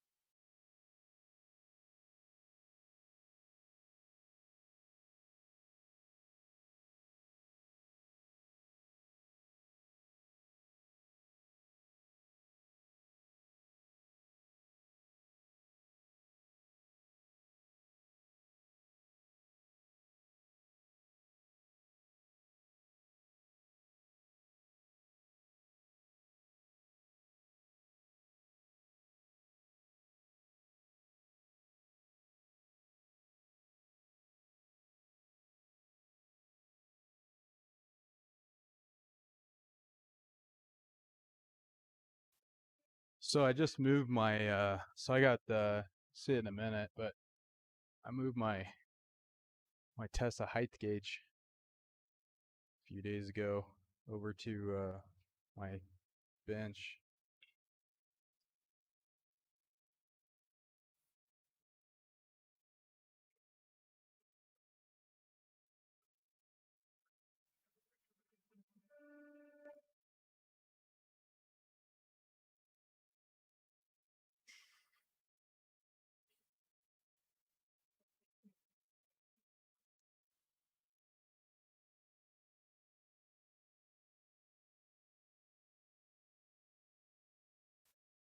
All right, so let's see, best way to do this. Huh, I don't know. Maybe we could set this here.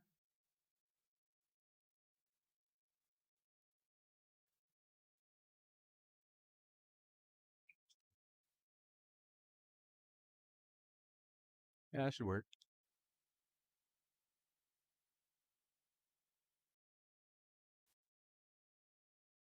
All right, first thing we gotta do is take it all the way up to the top. This is a tall one, takes a second. Come all the way down. I got like sets encoders. Press F2 on that controller, and then we'll. This is the standard. This is like a super precision little piece of carbide. So we'll come up and touch the bottom once, and then it beeps. And we'll come back down twice, and then up one more time. And then you come down and touch the base twice to set your datum. All right, we good. So let me pull that part out of the lathe.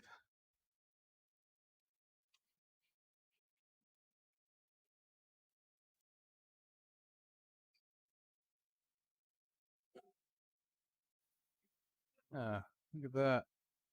It's looking pretty good. Nice finish. Not bad. All right, let's go back over the height gauge.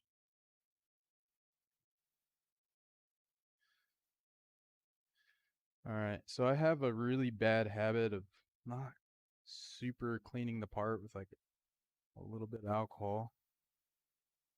Get all the oils off. And then I'm constantly complaining about cleaning my granite.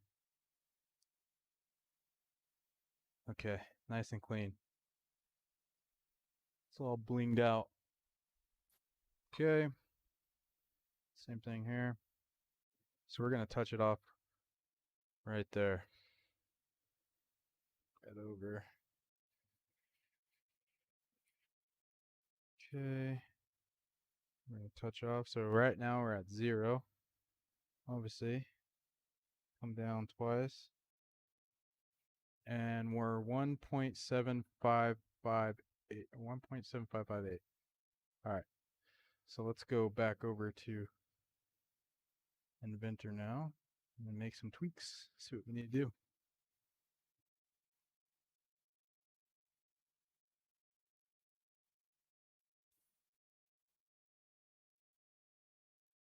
So we are 1.7558 minus our dimension of 1.753.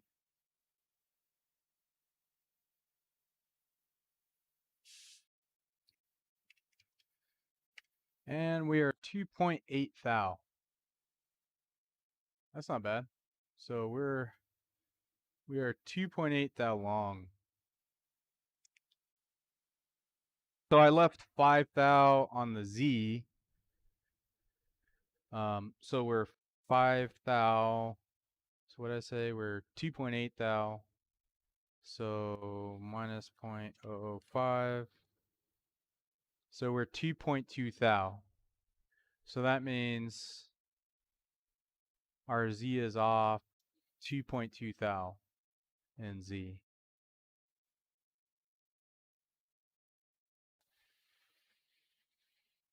So we need to comp our Z 2.2 thou. Positive.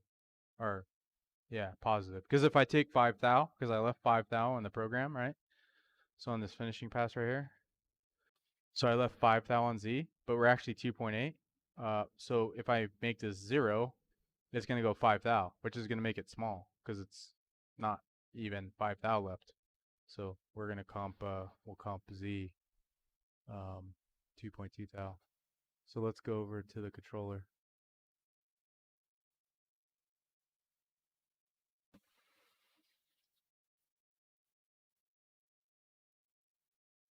And then we need to go to our offset page here. So we need to comp this positive, like away from the part, 0.0022. And then just we'll just comp it in Z. We'll comp the whole program. It should be fine. There we go. So now I'll take the final finish from pass, and our Z should be good. Let's check our diameter. So we left 5 thou aside, so that should be 10 thou on the diameter. So let's go back over the Inventor and take a look at our diameter here. So our diameter is 1.969. So we can use a 1 to 2. I mean, honestly, we could probably use calipers because I mean, I know for a fact that's not a very tight tolerance. Let's yeah, let's just use the calipers. Yeah.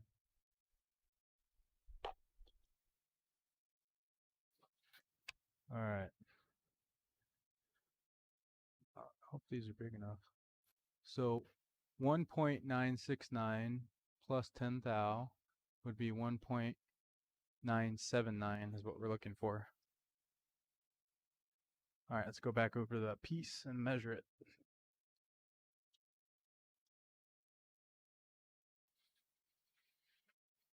I think we can probably do it here.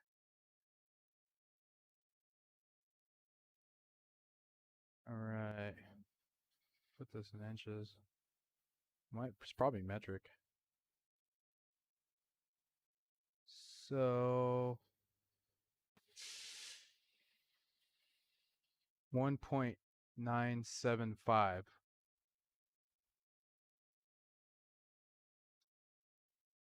I should just print out the drawing. It would make this much easier. So yeah, we're like 4 thou off in our diameter, right? So we're 1.975 minus 1.979. Yeah, well, we're like 6 thou.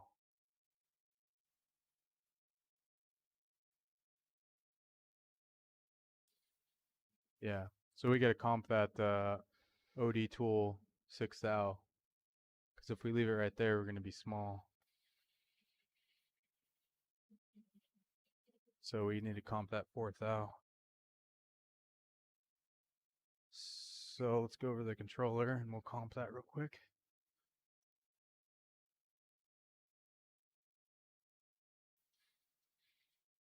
All right. So, and that was tool 8. So we'll go F4. We'll go up to tool 8. So right now we're 2.7. We need to go 4. So let's just do 0.004. And that's on diameter. It's not like a mil. So 4 thou. So now it makes us our X wear 1.3. And to be fair, the lathe wasn't even warmed up, so that's probably why it's off.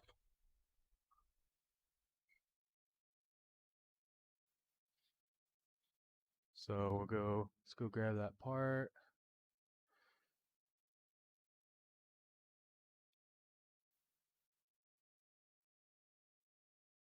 And then go back to the lathe. And we'll chuck this thing back up in here. We're going to make sure the jaws are super clean. Hard jaws are nice until you get a chip in them. All right. Now we can take our finish pass.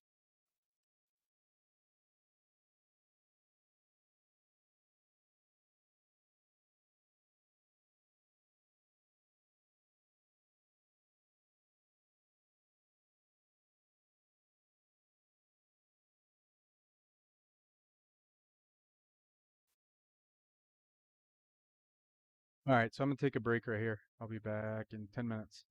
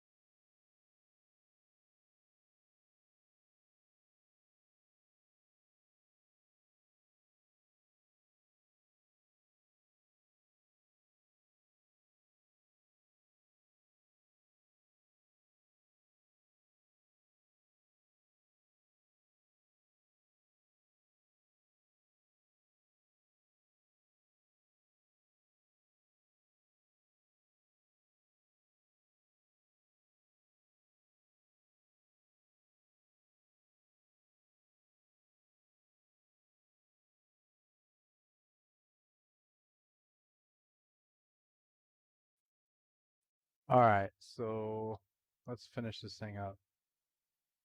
Let me see.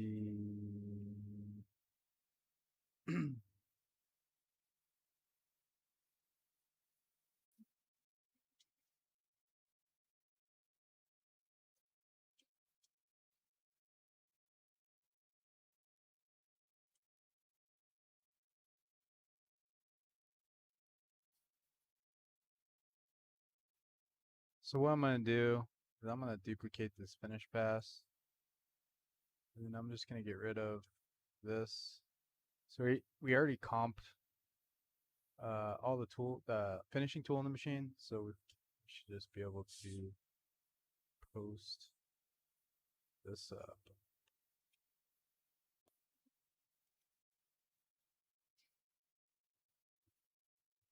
All right, let's go back over to Lathe.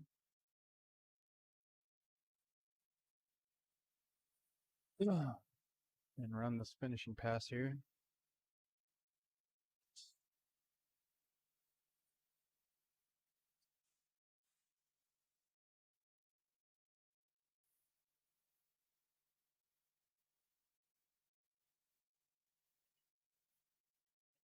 Should just take a little bit off because we had a comp that tool. It's not taking much.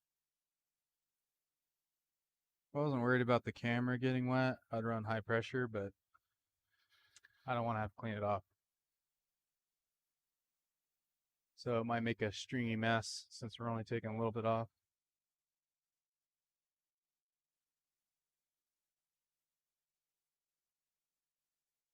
Looks like it's breaking the chips up a little bit.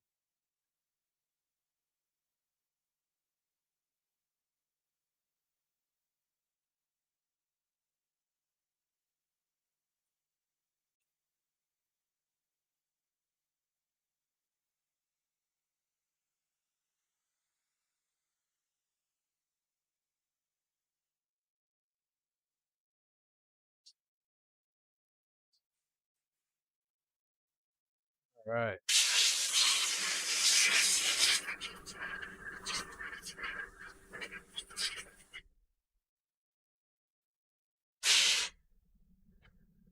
Here we go.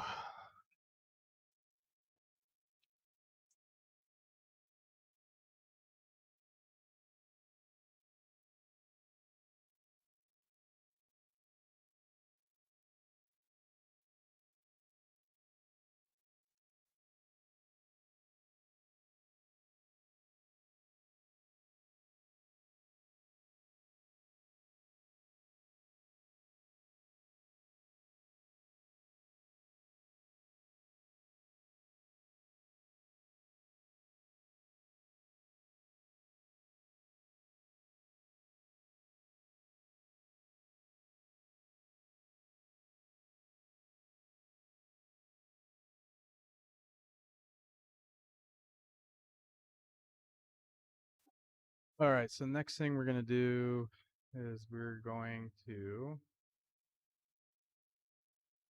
so this part right here, we just got a little bit of a radius and chamfer right here.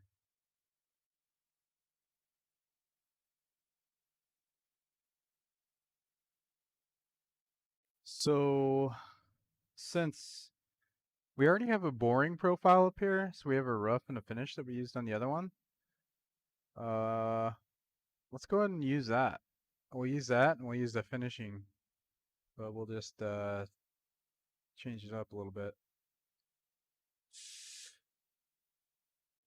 Okay, stock front. Okay, outer radius. So we're definitely going to change that. We're going to change it to there. Inner radius. Yeah, that works. And then we'll change the front to back. So front, stock front. Model back. We'll change this to 0. Change this to here. Actually, yeah, that should work. Okay, so that's the rough. There we go. So rough that. So I'm still using that same insert. Well, I'm using a, I think I'm using a 15,000, might be a 30 thou. No, I'm using a 30 thou radius insert, so it should be okay. It's not, it's a pretty decent insert, so. Model back, same thing. Select that edge. And then change our diameters here. Want that to be the outer, inner one, okay. So come in, rough it, and then come in and finish it. Hopefully that works out. So we'll post that out.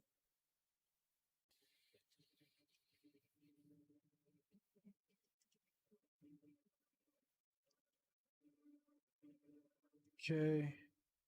And let's go back over the machine and then we'll load that up.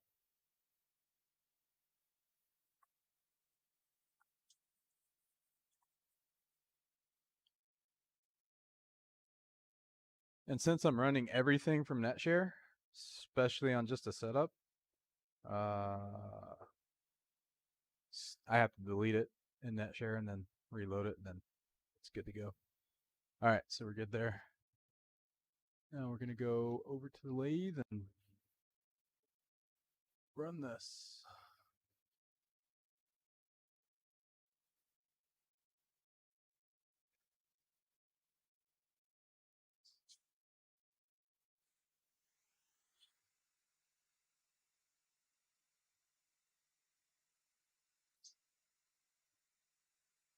Okay. Gonna check the clearance here. Looks good.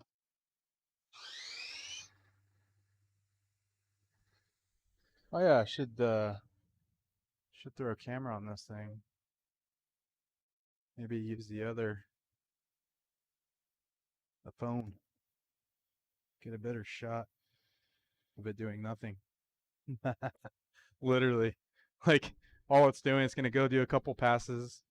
It's gonna make a bunch of noise maybe. Alright, let's try it out.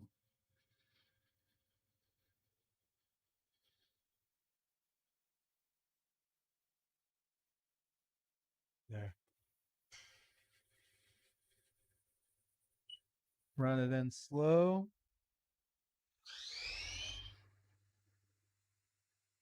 Make sure all of our clearances are good. Looks good to me.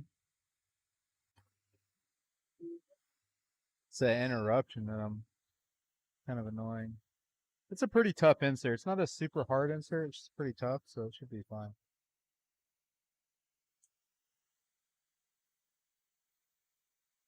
That's it, I think.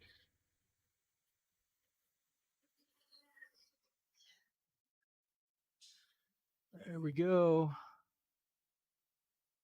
Looks good to me. Nice blend on the front. Little tiny radius. Yeah. Looks good. It actually didn't throw up as many burrs as I thought I was going to on the inside of that, so there's not going to be a whole lot of deburring. Cool.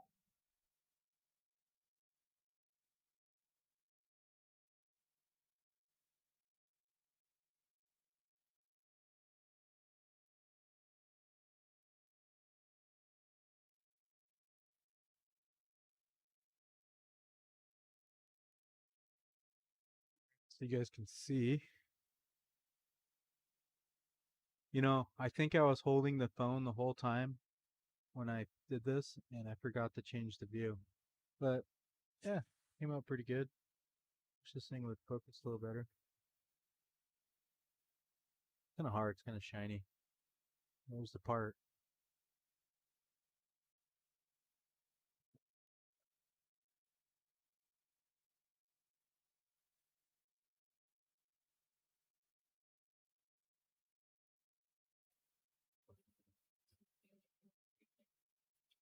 So now we'll pull it out of there. Take one final measurement on the height gauge, and I think we're good.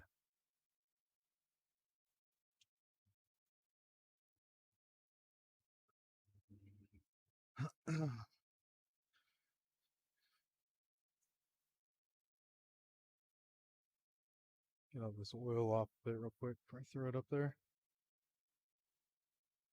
Coolant.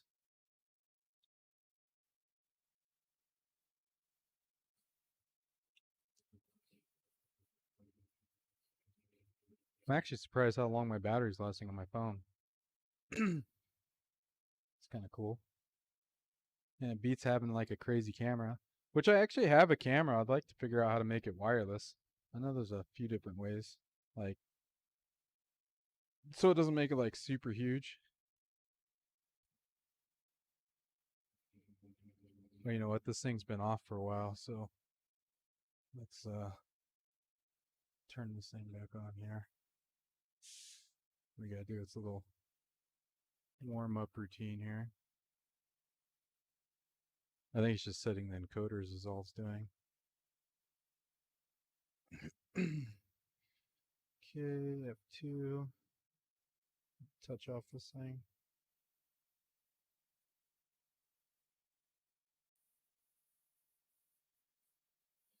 All right, touch off the bottom.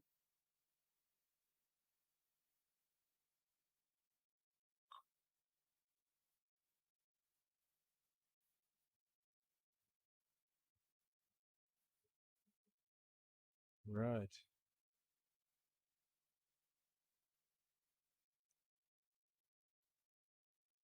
Yeah, I think we're a little bit off. So we're 1.7496. So 1.750. Might be my bad. I actually might have comped the tool wrong. So let's go off this. I mean, we have plus or minus 10 thou on this length here. Yeah, so we need to move it out. So we're supposed to be, let's see, let's go back over here. So it's saying we're supposed to be 1.753 right here. So yeah, we're off like 3 thou. So we could just comp out Z positive and Z 3 thou, and the next part would be perfect. But I mean, this one's well within tolerance, so that's cool. So let's go over the controller and we'll comp that out.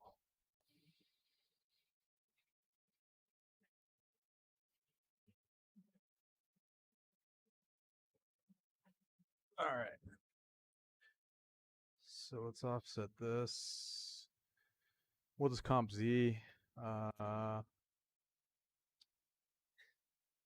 So we're short. We're 7946. So we're like 4/10 under 750. We're supposed to be 753. So let's just bring this out in Z3 thou. Yep. There we go. So this next part should be perfect, and we'll run the whole thing now that we got it programmed.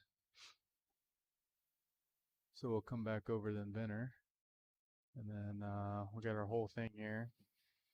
So finish, rough, finish. So let's see what we got going here. So we have our rough, face, finish. So we don't need 2 finishes. We can get rid of this one. And then rough, and then finish that little chamfer on the backside. And we'll post this out.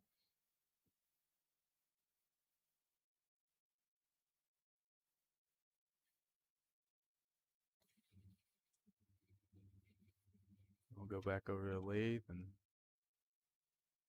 get this going. Then we can run the whole thing from start to finish. Should be pretty good. All right, let's go load up this program. So net share, pretty cool. If you're a small job shop, it's pretty cool because you don't. I don't save it to memory. I mean, I do if it's like a little bit of a production job, but that's about it. All right, let's go over to lathe now.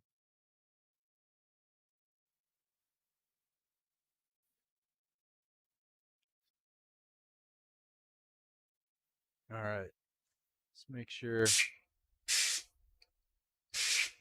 don't have any metal in here. Only thing bad about hard jaws is if you get a dinger, if you can get like a little chip in here in your jaws and you don't catch it, well, you pretty much just marked every part that you do after it gets messed up. Usually if you use aluminum jaws, which I like, but I don't know. They don't, to me, I like steel jaws better. They run, I mean, for me, I think it runs a little bit truer. Um, but, all right.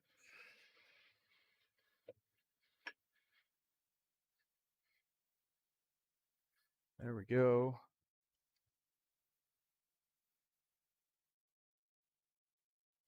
And then we'll go ahead and run this out. Should be good. We'll start it off slow.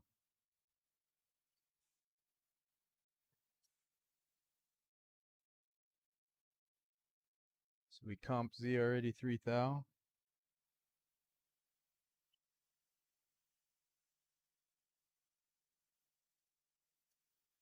That's some load there. I mean, look at these loads. So I mean, it's not bad. The next one I think is actually going to be a little bit bigger. So we're like running 130 on this SC20. This next one might be a little bit bigger though.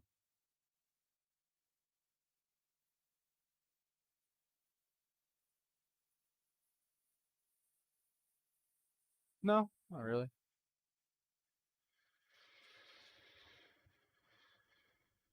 So what I end up doing is so these cuts are 75 thou radial, so 150 thou on diameter.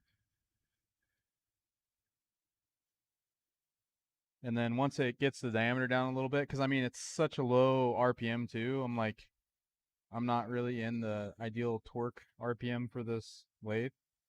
So I'm just gonna take 75 thou for a few passes, and then I'll take it up to 125 thou for the rest of the roughing passes.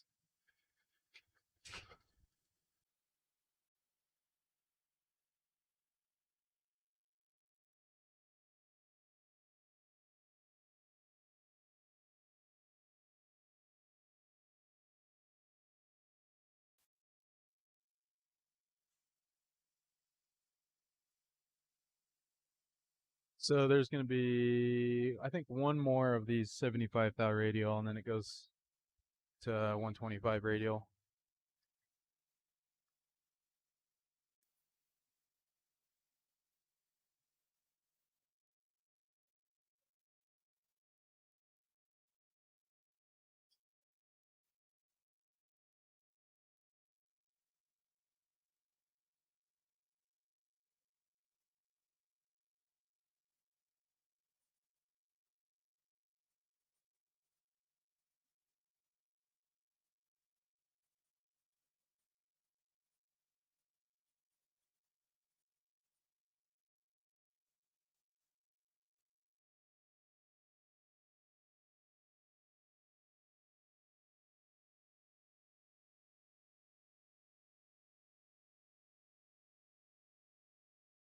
Yeah, so right now it's a pretty heavy pass.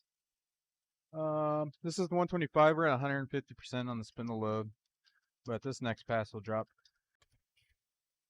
pretty good. Looks like my conveyor got a little pissed off. It just backed up.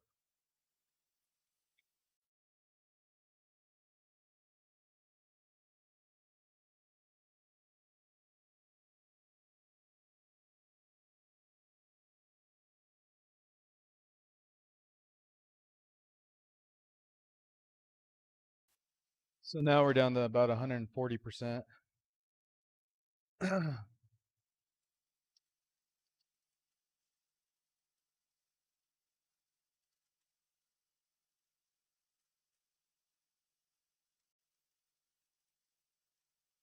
Looks like I might have to figure out what got stuck in the conveyor.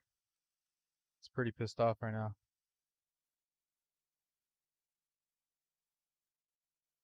I might stop it right here and see what's in there.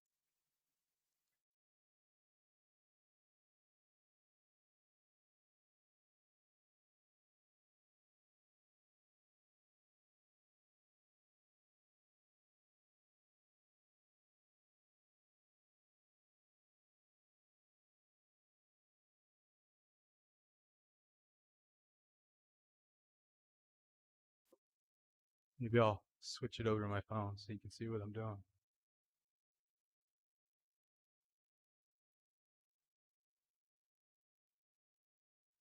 All right. Let's see why this thing's pissed off. I think like one of those big stringy chips probably wrapped up in there. Gotta find a screwdriver real quick and then we'll go over there. These conveyors work pretty good, but if you let the chips build up in there, you can get them like, this thing's pretty full, but you can get them, oh, there we go. Just drop the screw in there. Let's see. Let's see what's it's so pissed off about. Now you guys can't really see that probably, but I don't really see anything. Oh, I think there might be a big wad of chips stuck under there, so we're gonna reverse that out a little bit. So we're not cutting right now, we just stopped off the part, so let's let this thing reverse. Problem is I got a big pile of chips right there too. They're gonna go down the conveyor backwards, but usually that doesn't cause too big of an issue. Alright, let's see.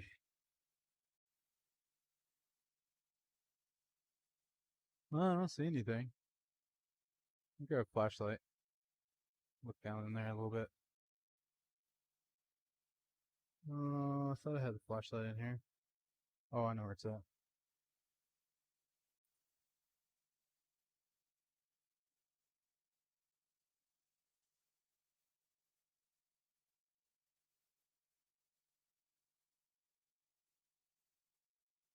Well, I don't see anything.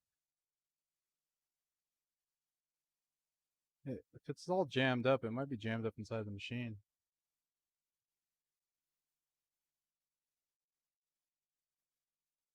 Let's try to run it forward again. There it goes.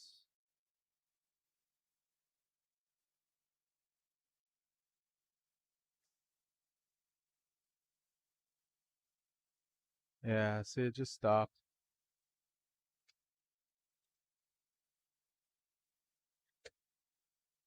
It's all pissed off. Can I turn my camera on my phone? That won't let me. To be fair, it's probably almost dead.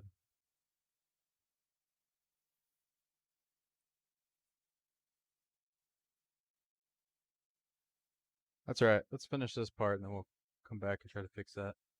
Even if I have to pull the chips out by hand.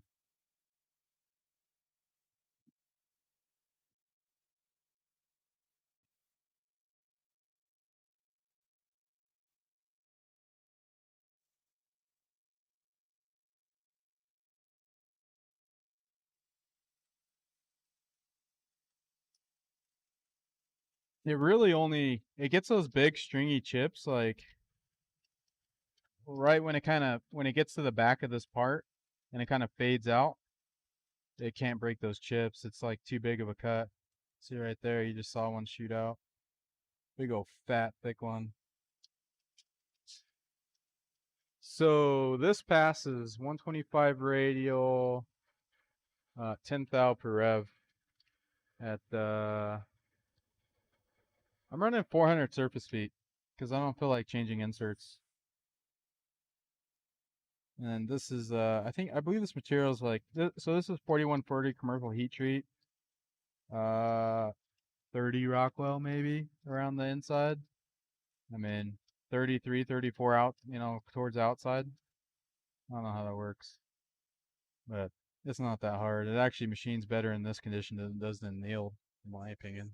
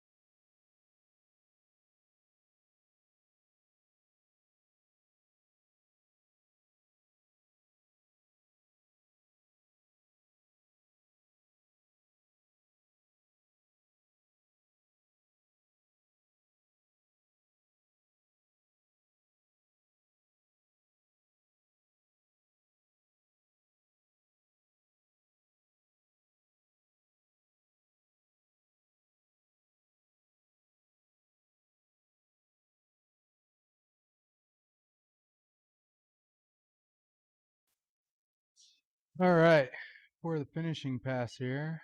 Oh, look at that sweet chip hanging out. Let's get that one off there. So thick. See, all these other ones they break up not bad. And like I said, I'm like pretty much going over the chip breaker. Like it's at the very maximum. Like what they say that insert can break. I don't have that many to do, so I'm not going to change the insert. So here we go.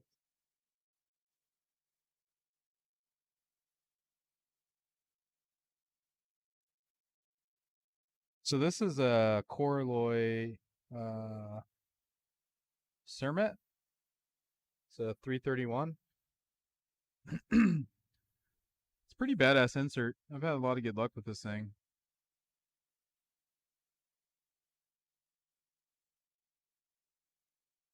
But only problem with the Cermet on this part is the fact once I get down to that small diameter, it's where those splines are. It's quite an interrupted cut.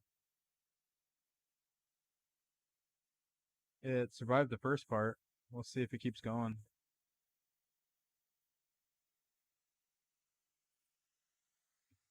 Should be fine. It's not very deep cut. All right, so now we'll come over, turn this coolant off, or it's going to become a big old fan. So only thing this is doing that you can't see is it's boring out that camphor on the inside of that thing. And that's it. It's done.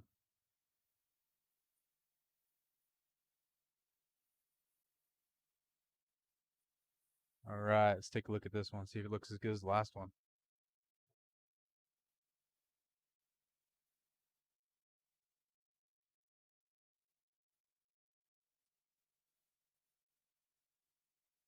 All right. That looks pretty good. Looks like that cleaned up that chamfer on the inside where the splines are pretty nice. Insert still good shape.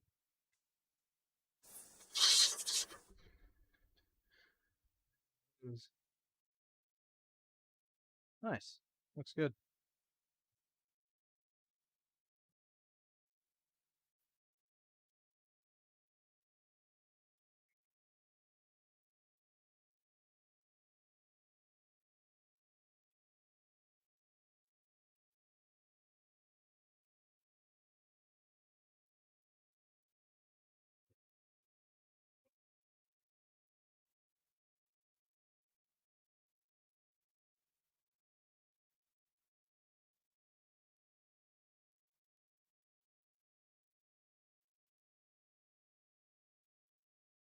Okay, last one. We'll check it on the height gauge and see where it comes out. So we're supposed to be 1.753 is our final dimension. Move this phone over here. Uh-oh, it's at 13%. It's getting kind of low. Let's switch over there.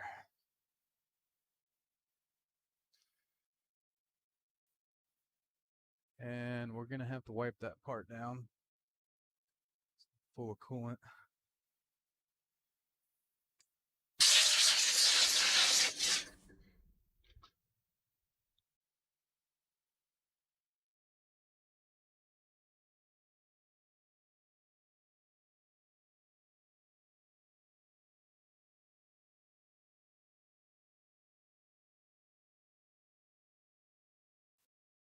All right. There we go. There's our sweet little part. Got the splines through it. Looking pretty good. So let's check this dimension here.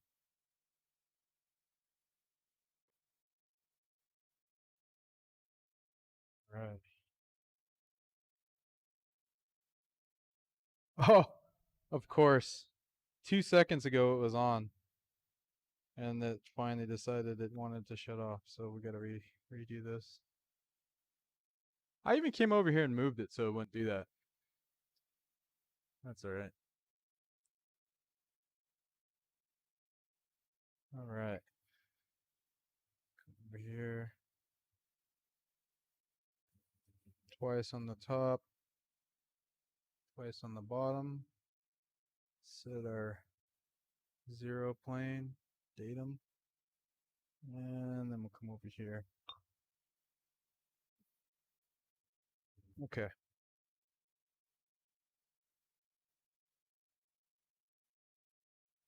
Oh, look at that. So we have plus or minus 5,000. So nominal is 1.753, and we could go all the way up to 1.763, or it's plus or minus 10. So we are well within. And that was just boring the jaws, setting 0 off that, and then kind of tweaking from there. I mean, we're within 5/10. So we good. Nice. Last thing is let's recheck that diameter. Same thing with that. We got a mile, and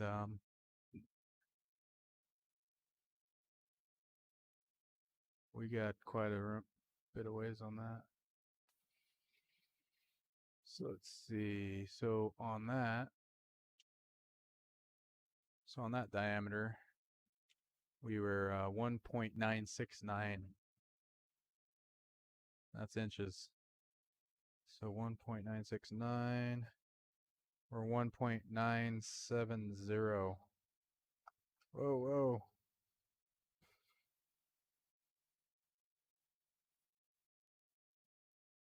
Uh, 1.969. Try to get a good. Oh, 1.969. So diameter, I mean, we're right on. I mean, I'm measuring with calipers, but the tolerance doesn't require anything higher precision than that. So we good. So that is our finished part as far as the lathe is concerned. And then yeah. So we'll run out the rest of these and get moving on the mill setup.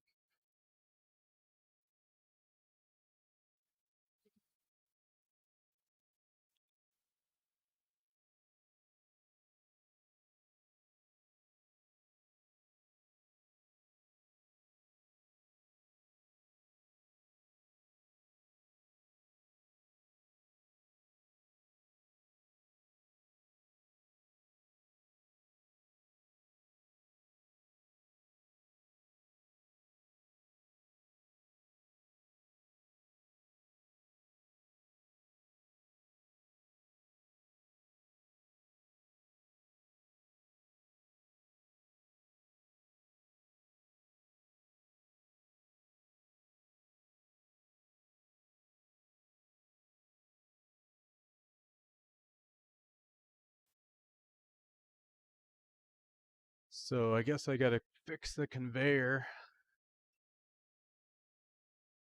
Let's run it and just see if it works. Grab that.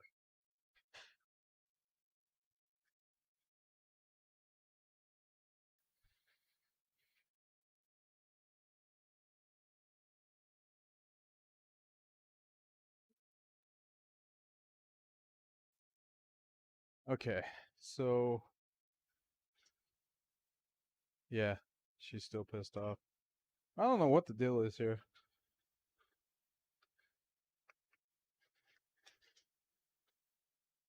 Here, maybe I'll just use this to see if I can see.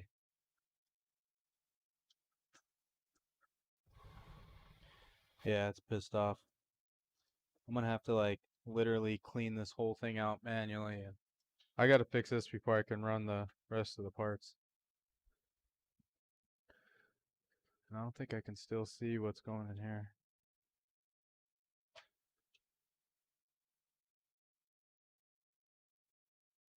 Let's see if I can stick my phone in there. Maybe drop it down in there. That'll be a ride.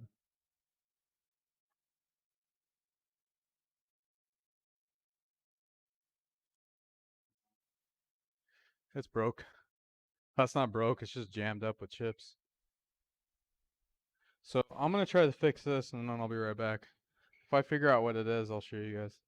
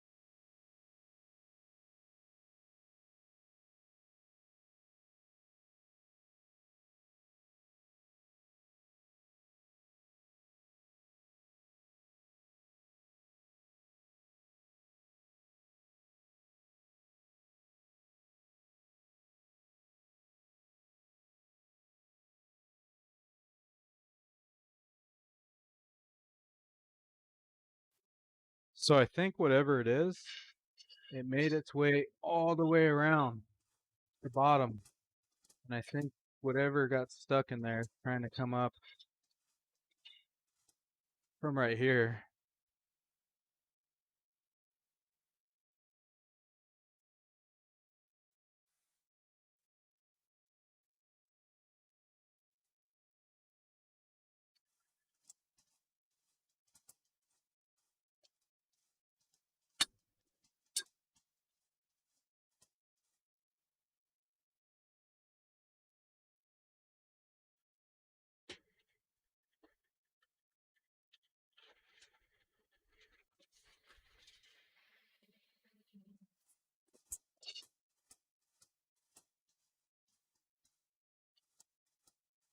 I'm not really worried about getting all the small chips out because that's usually not an issue. It's all these big ones, these big stringy chips.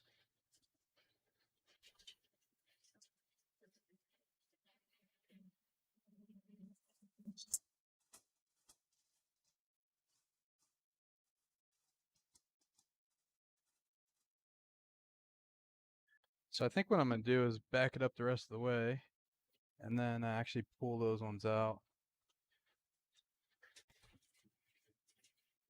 And I'll just run this thing in reverse.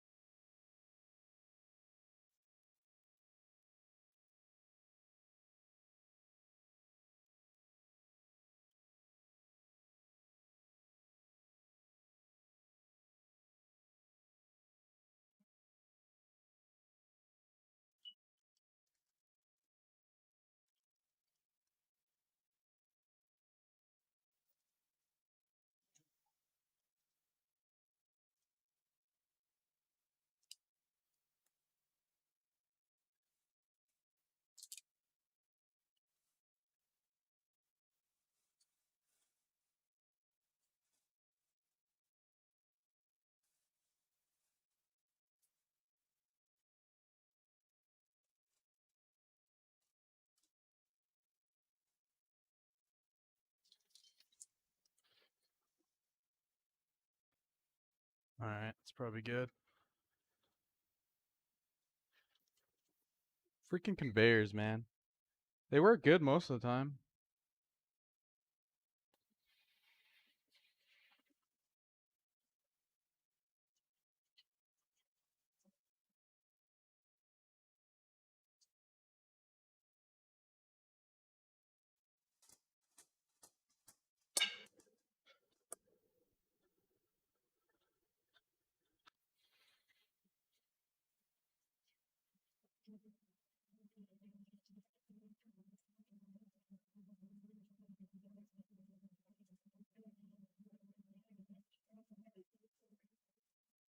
Oh, here it comes.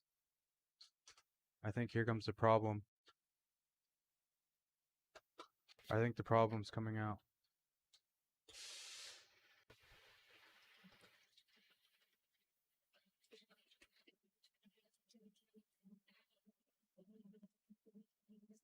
I can hear it really grinding right here. There it is. Oh, it's right there. Whatever it is, it's right there.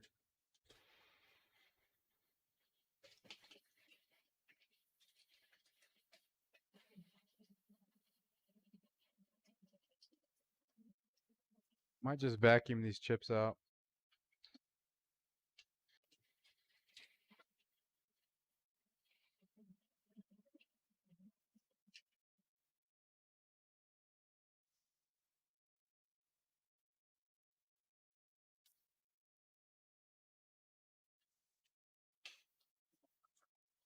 That'd probably make more sense. That way I'm not dumping all those chips right back into the bottom of that conveyor.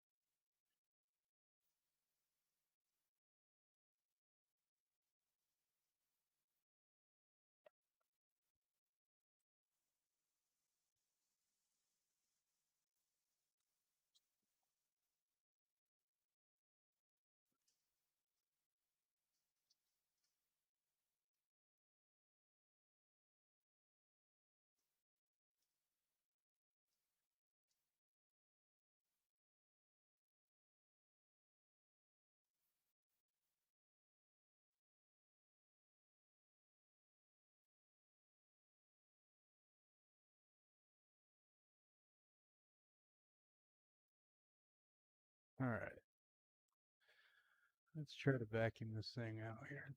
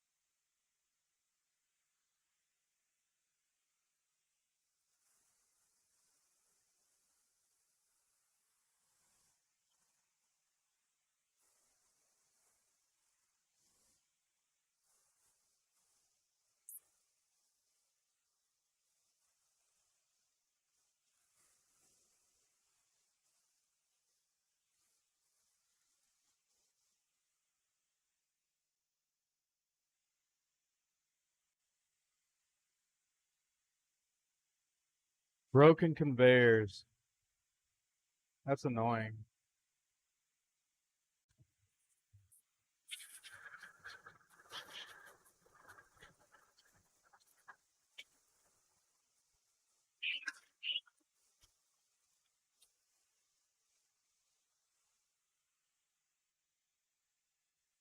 Seems to run fine in reverse.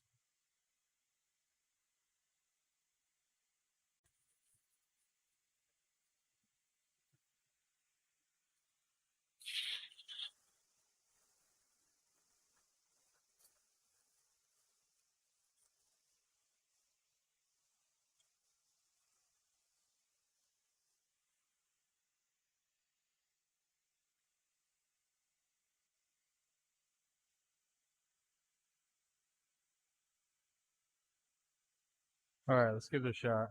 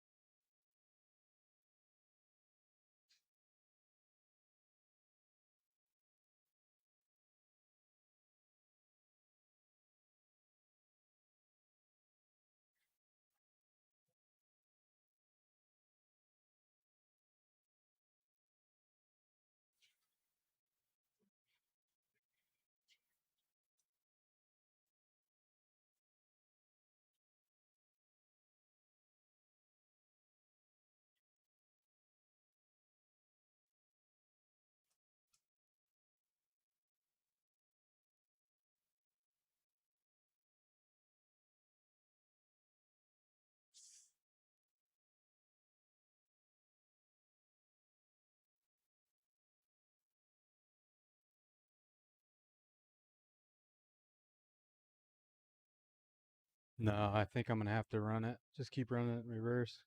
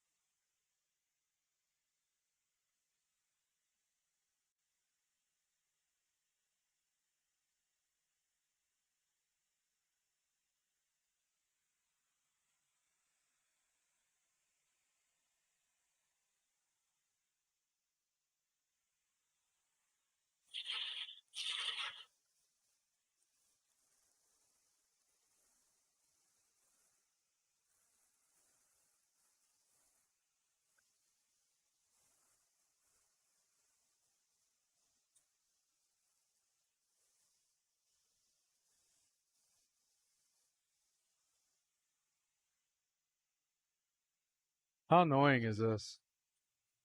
You get a part going, you're about to start just pulling the trigger on a bunch of them, and then you gotta fix the conveyor issue.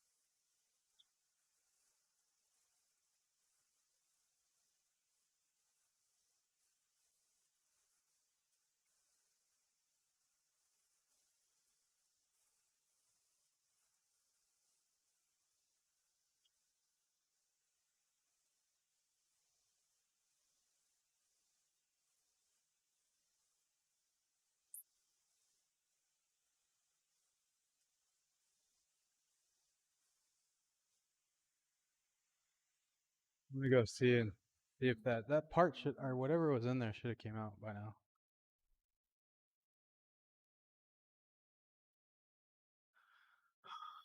I don't see it.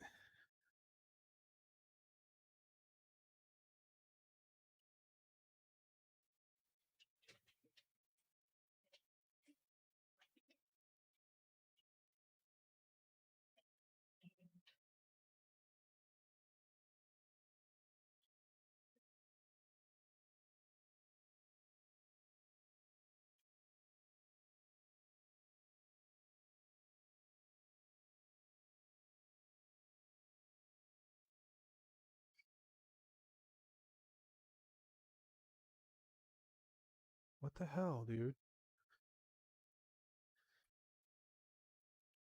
All right, let's just run it. Let it run forward.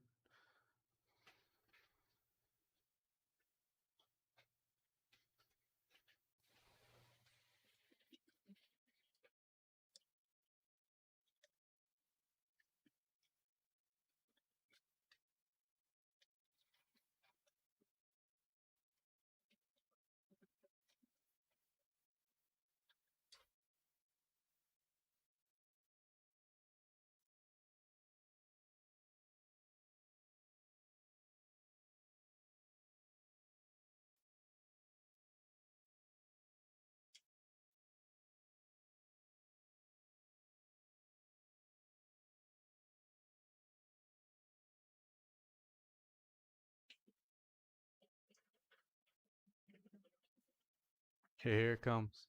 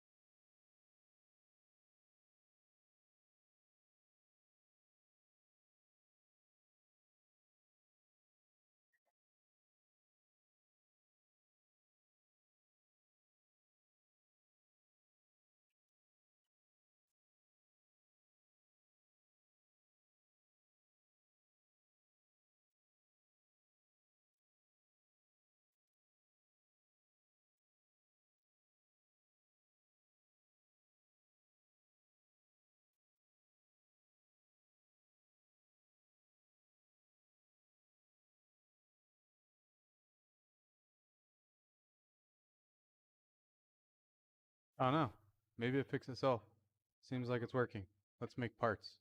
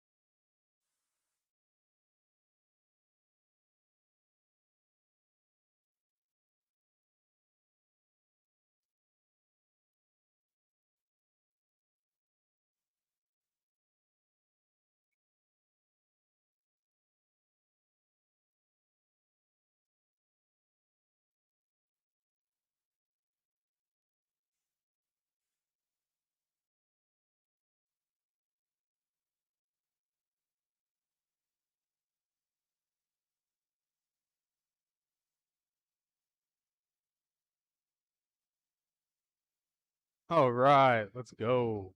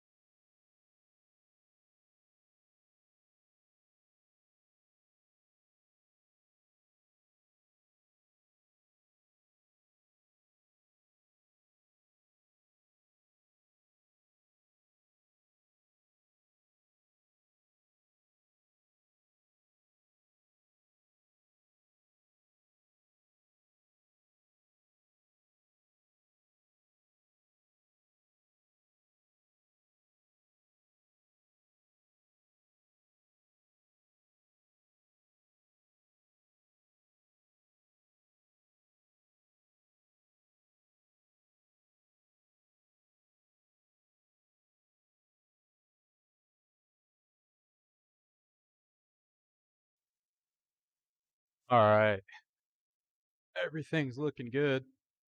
So I'm hopping back to just starting to rough the next part. Get it all finished up. I don't have to do that many of them, so it should be pretty easy.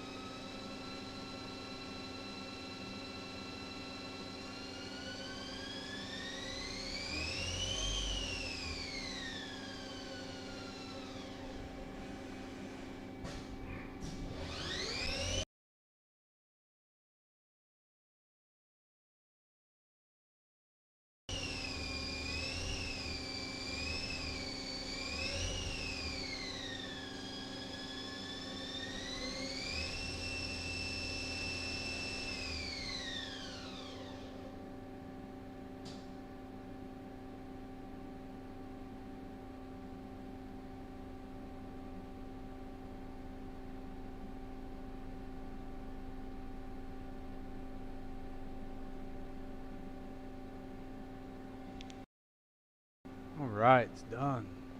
Let's go.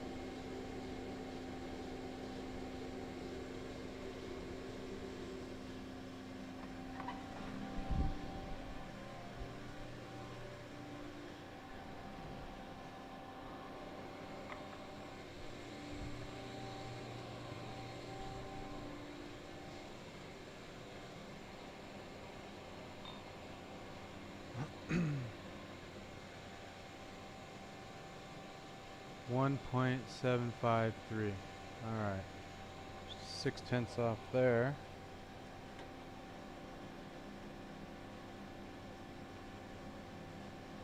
Right on.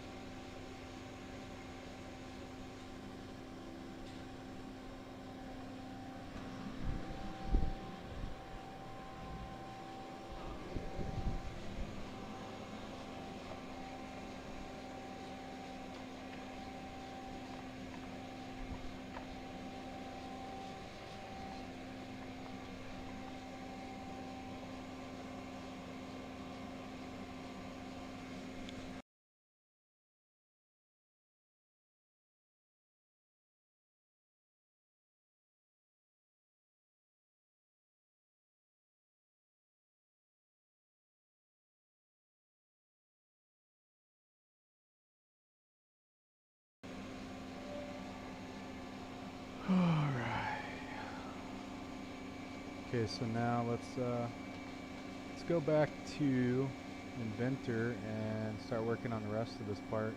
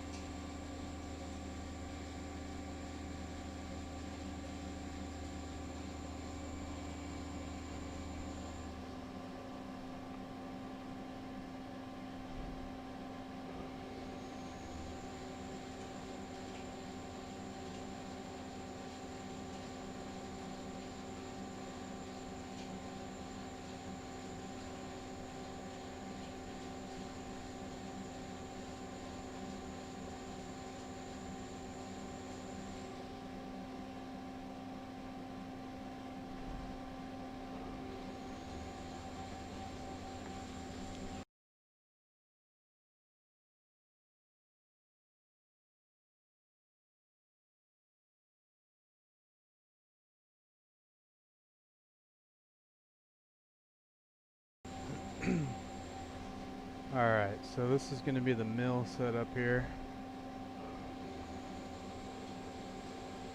Stock.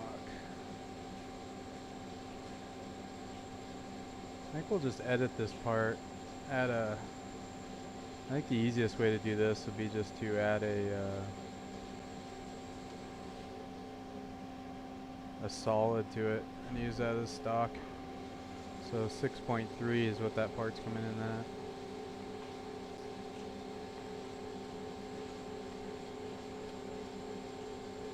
Oh, it's a metric here.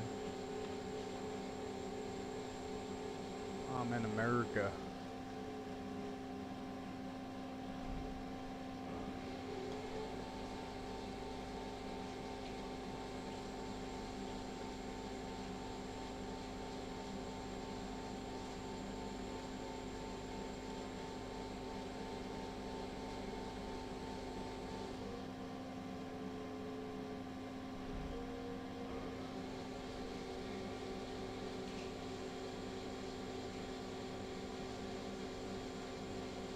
We're just going to add a new part here. We're going to make this new solid.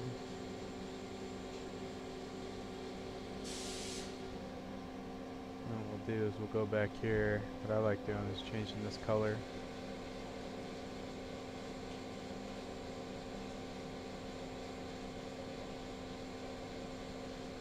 Like that. And then we'll come back over here and set it up.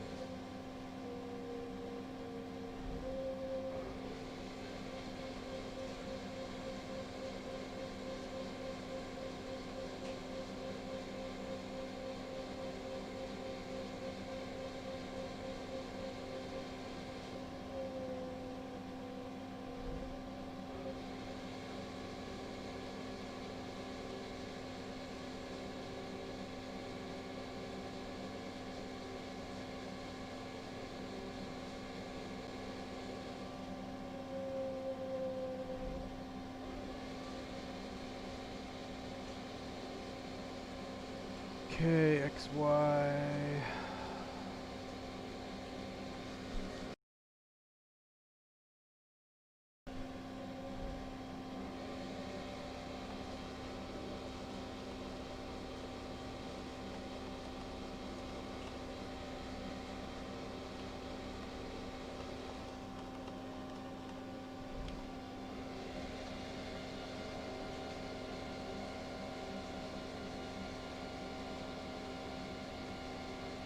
Alright, so what I did is basically just modeled this solid, and then that way it'll let me use an adaptive toolpath going around the outside of this thing.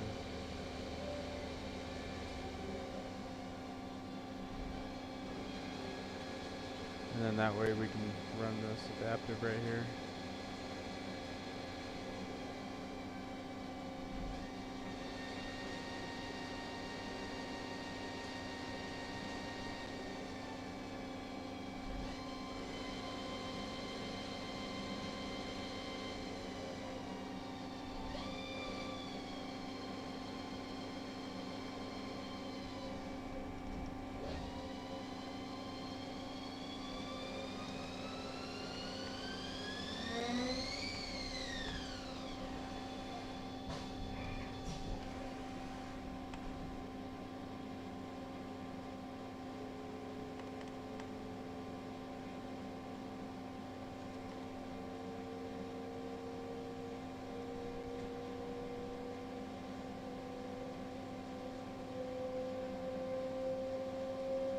The only thing, so when you do this, like the defaults are all stock related, so like retract height, then we just want to change this to model top.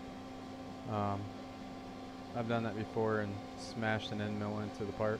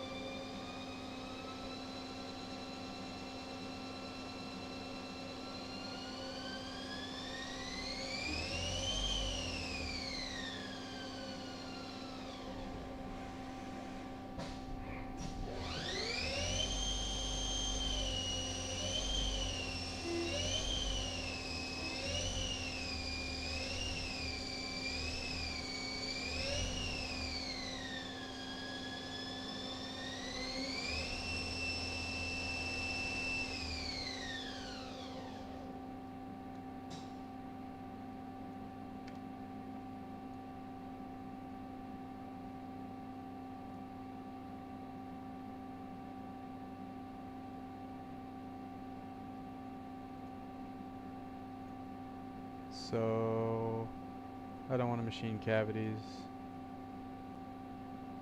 Just ignore this because this is already done.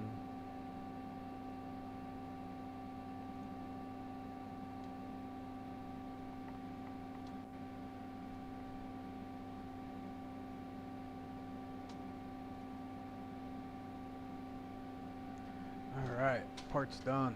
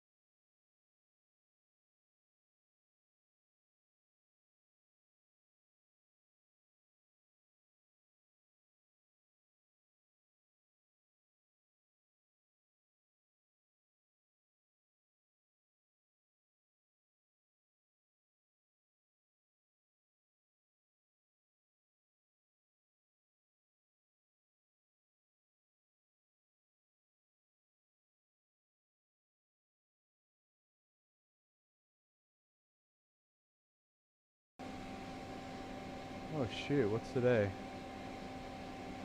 Oh man.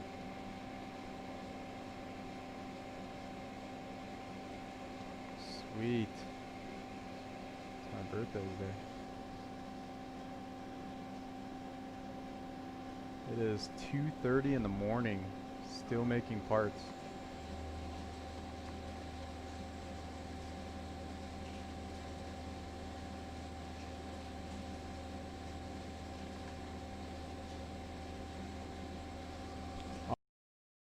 Honestly, can't believe my phone hasn't died sitting over here yet. Let's go back to Inventor and finish programming Op 3.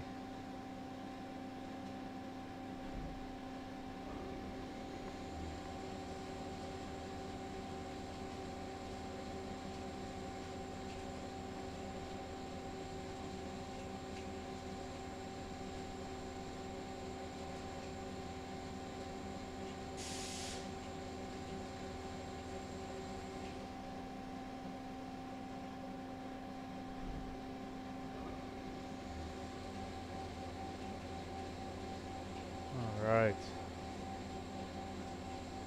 And we just gotta drill and tap. Luckily all these holes are the same thing. I think they're M10 by 1.25. So we'll just drill and tap all these and touch it up and chamfer this edge, flip it over. Actually, I think we can chamfer this edge from the top, so we'll do that all from the top.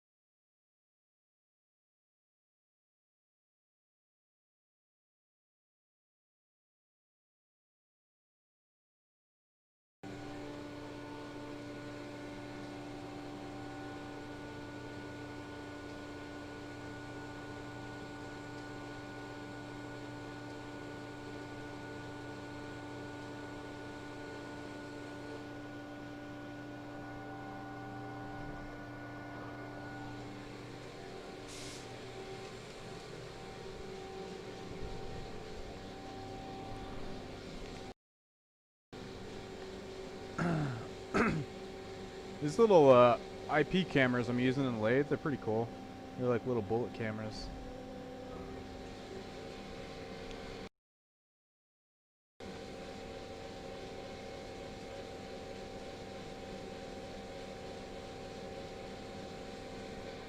I think I got them off of, I can't remember if I got them off like eBay or Amazon or somewhere else, but they're like 60 bucks.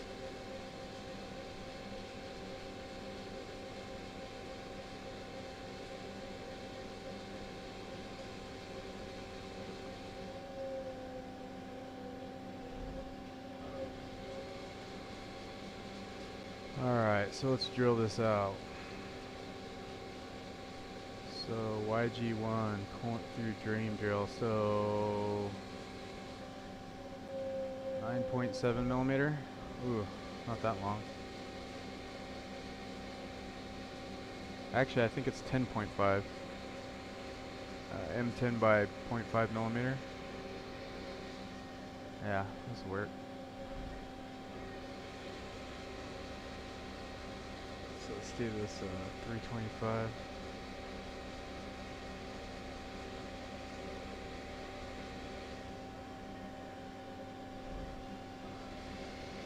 Through coolant. Let's pick points here. So let's do that point.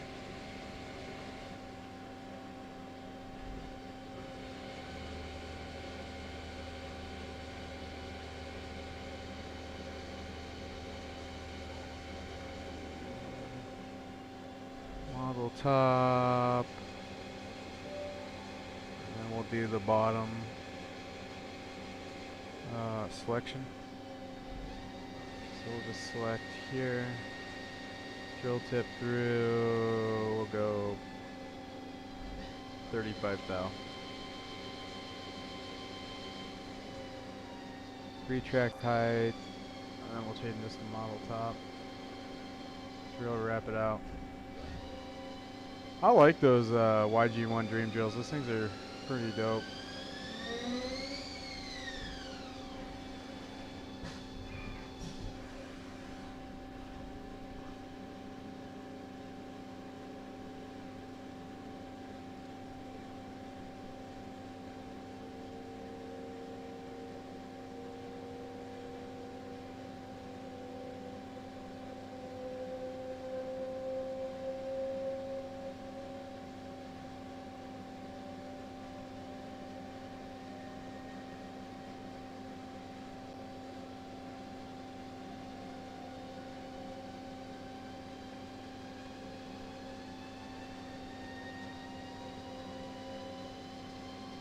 Alright, so all we gotta do is get rid of these points. Grab some new points here.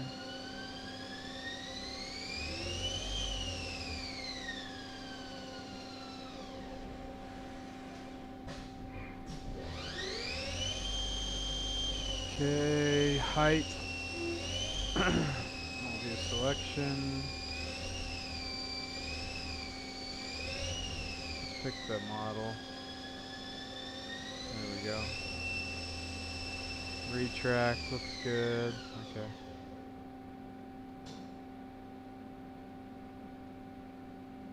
Oh, part's done.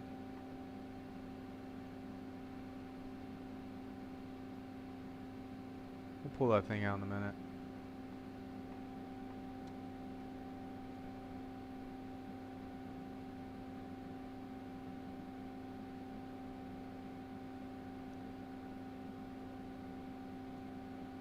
Actually, let's pull that now. Then when I get back, I'll just I'll program the threading operation, and then we'll chamfer this top edge, and then we'll also do the bottom edge.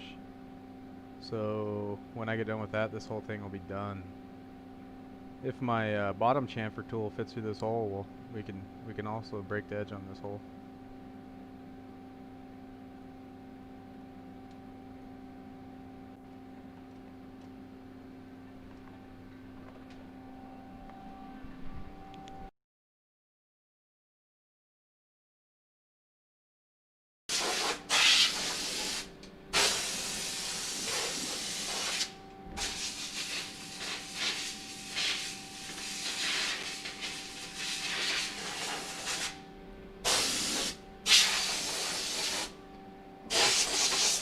I hate this parts catcher on this machine.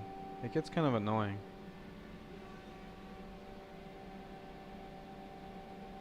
Yeah, looks good.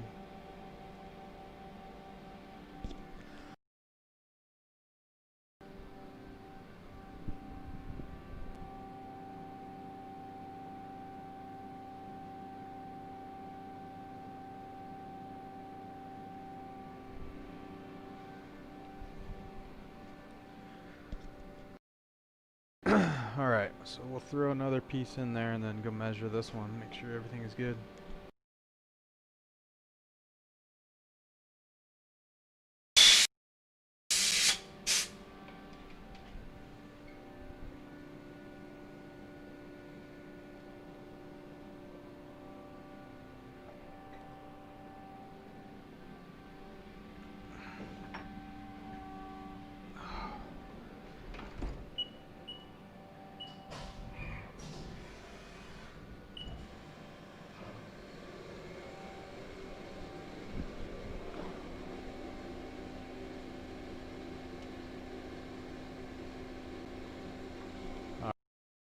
Alright, let's go over to the height gauge and check that thing out.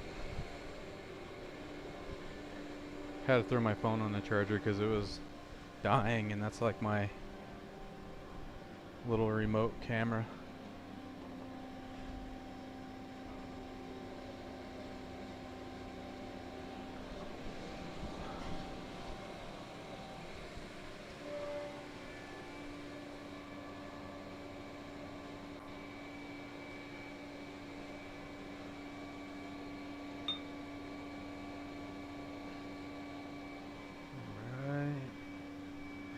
So we're supposed to be 1.753. And oh, look at that. So we're 8/10 over, but I actually have a tolerance of plus minus 10 thou, so in inches.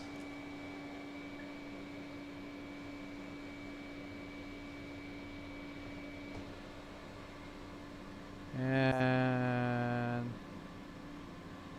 we are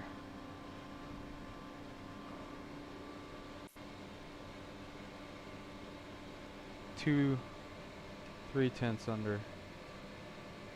Actually, no, we're right on. 1.969.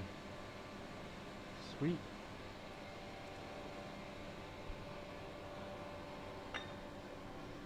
Alright, let's go finish programming that thing.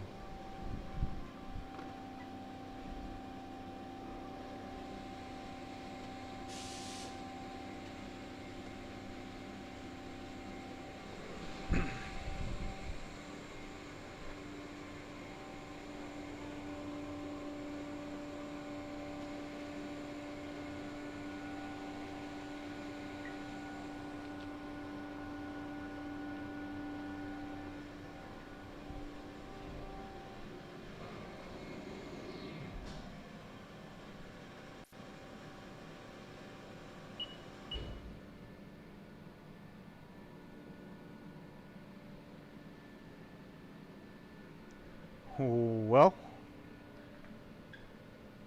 spindle stalled. So I think that insert went away. Let's flip over there.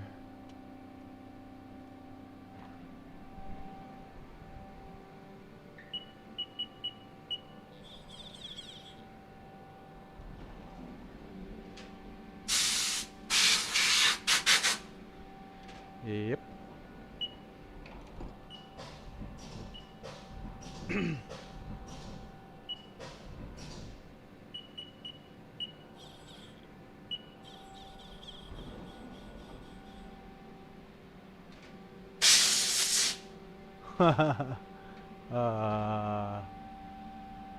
Yeah, that insert got a little pissed off.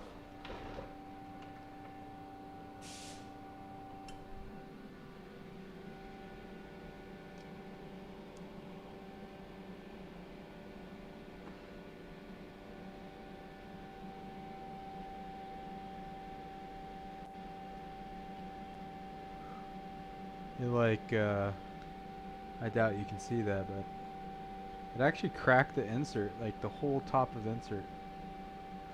Whoops.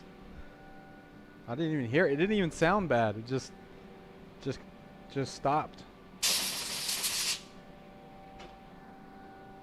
It's like it delaminated.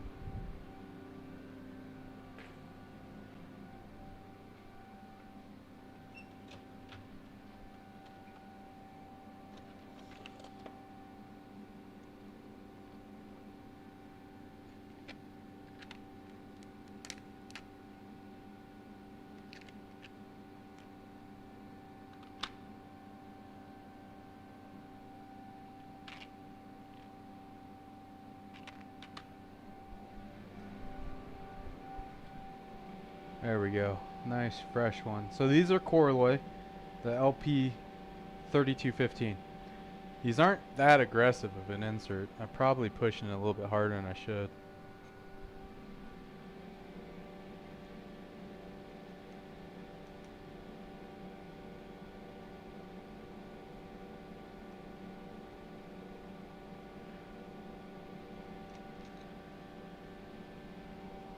Alright. Let's let her rip.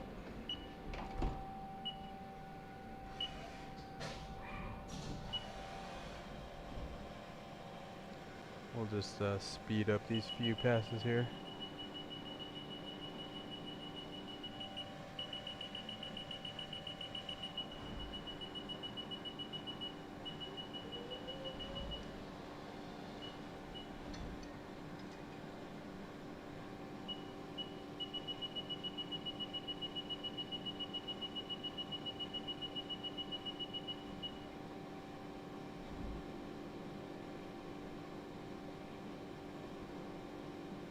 go.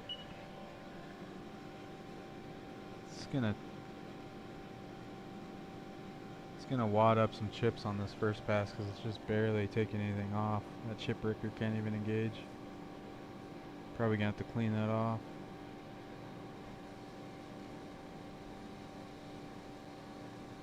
So let's stop that. We'll clean that up.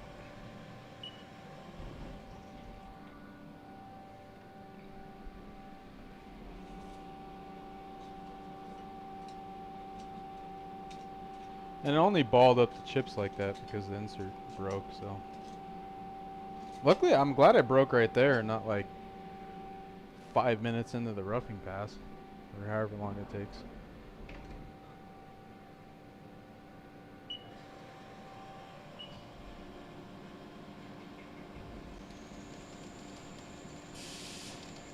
Oh yeah, there we go.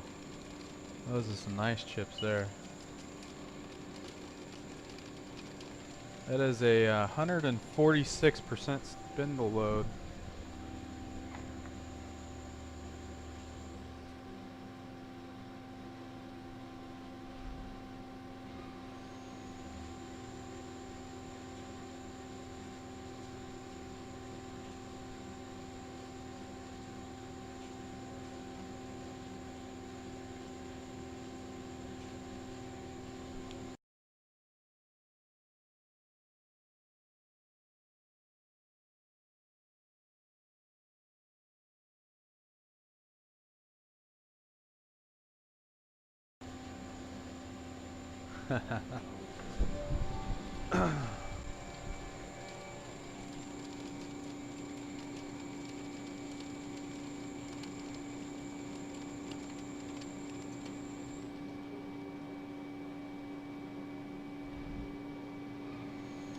So this is 125 thou depth of cut, so 250 thou on the diameter per pass. It's calmed down. It's down to like 130%. So like right here on the back, you can see those big wires it throws. It's like right when it goes to finish the cut, the chip engagement gets a little bit insane for some reason.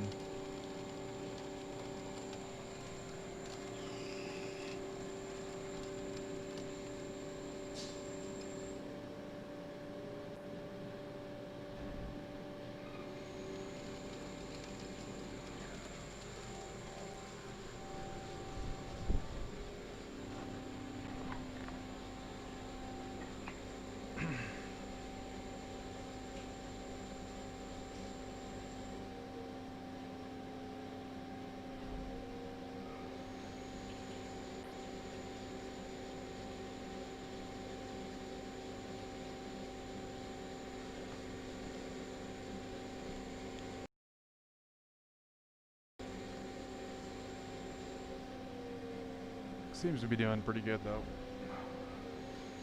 Alright, let's go back. Let's see how many horsepower that using now. It's up there a little bit still. It's 115% of the spindle load. I don't know, ST20, I think it's 20 horse. Pretty sure. Alright, let's go back to programming.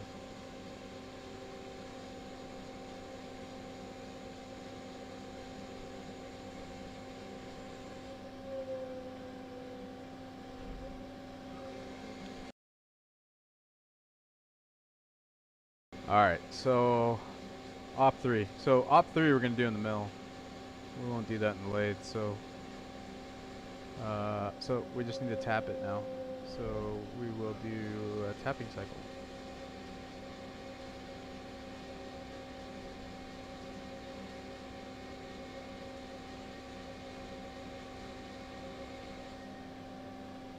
M10 by 1.5.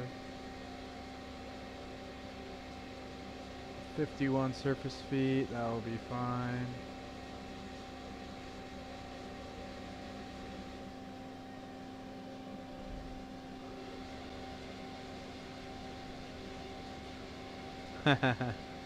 Okay.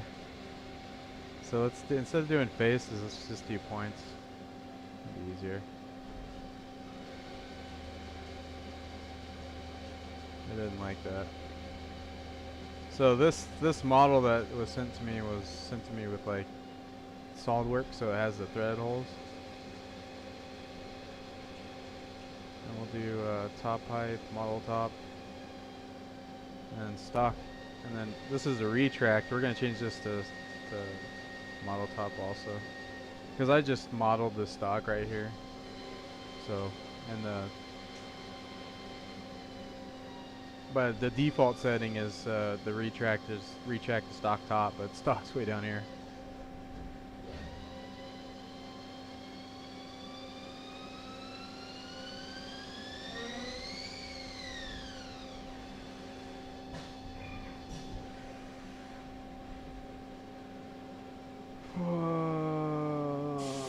Okay, so we'll go.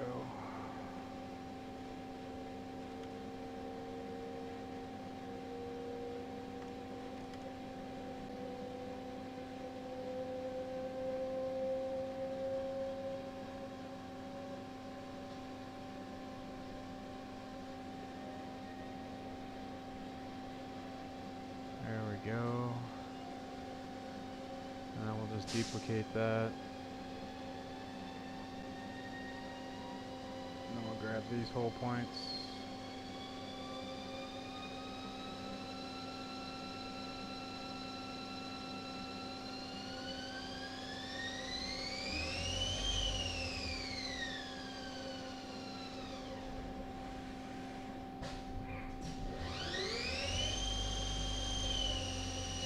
Go, and then we'll change the height of that to here.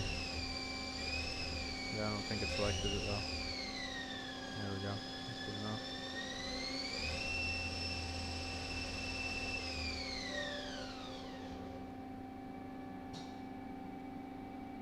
So drill those holes, tap, tap.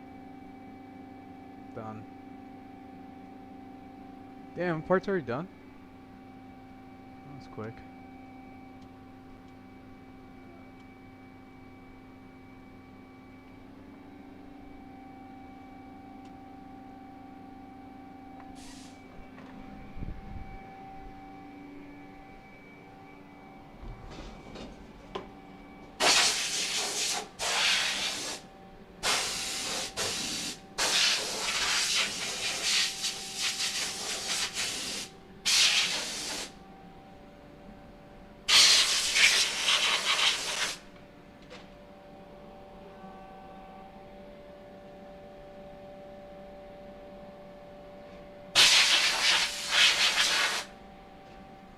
Alright, we'll check that part.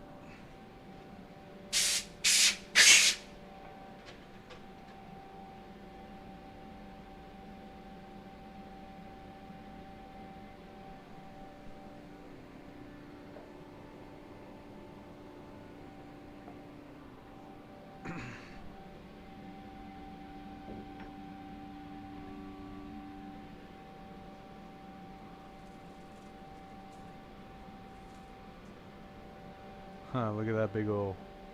So that's what happens when it gets to that last part of the cut. I think what it does is it might slow down.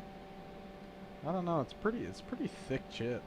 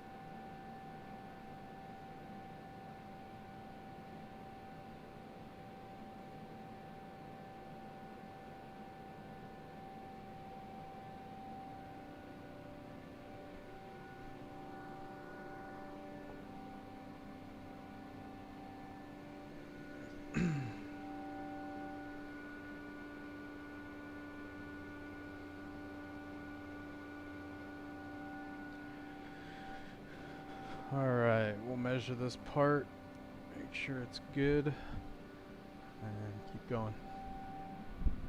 So let's go over to that one.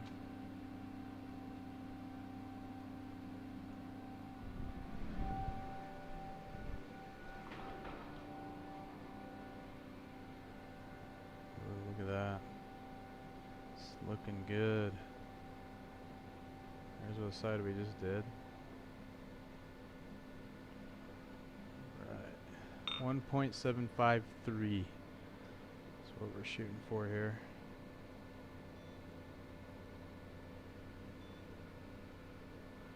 And that's what we got. Doesn't get much better than that. And 1.96 or 1.969.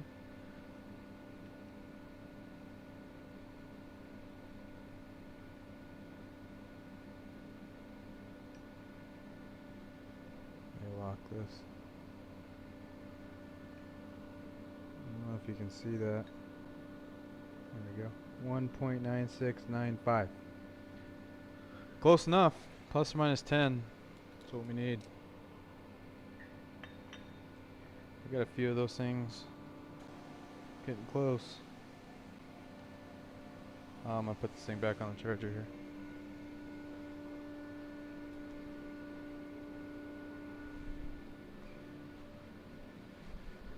Alright, we can start that thing now.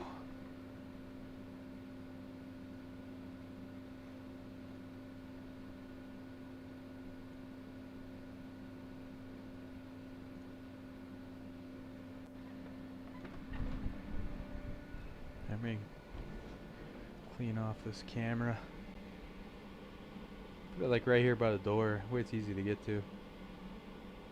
As long as I don't use high pressure coolant, or it's not like a through hole, like boring bar or something, it usually doesn't get that bad.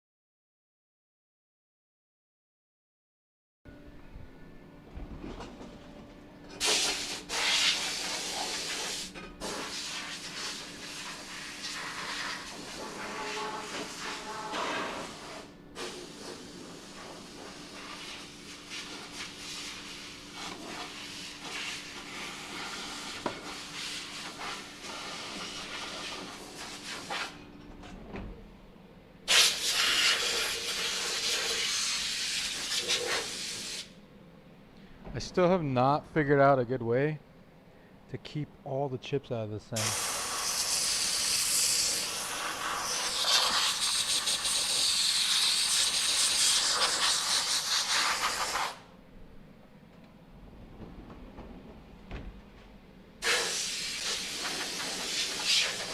They just pack in this back corner by the part, or by the door. It's annoying.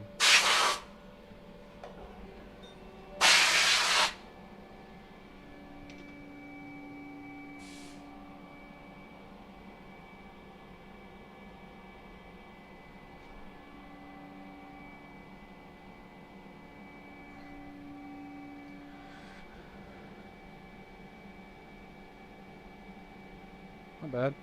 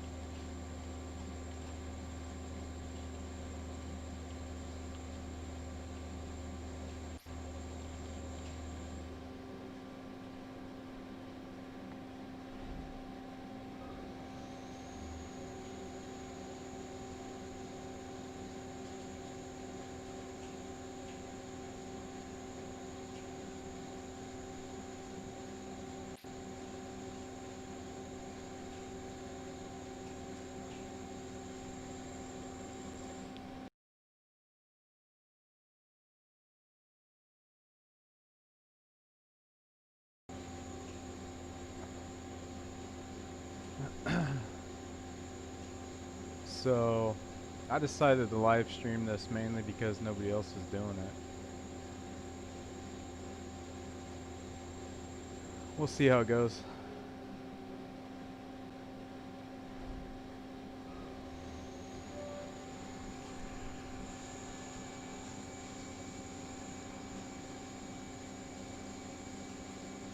I don't think a lot of people realize what goes into making parts. Like, you know, for some reason, a lot of people have a misconception of like a CNC machine is like a 3D printer. You know, you give it like some 3D models, you make a couple tweaks, and like boom, it's ready to go. But it's really not. It's crazy.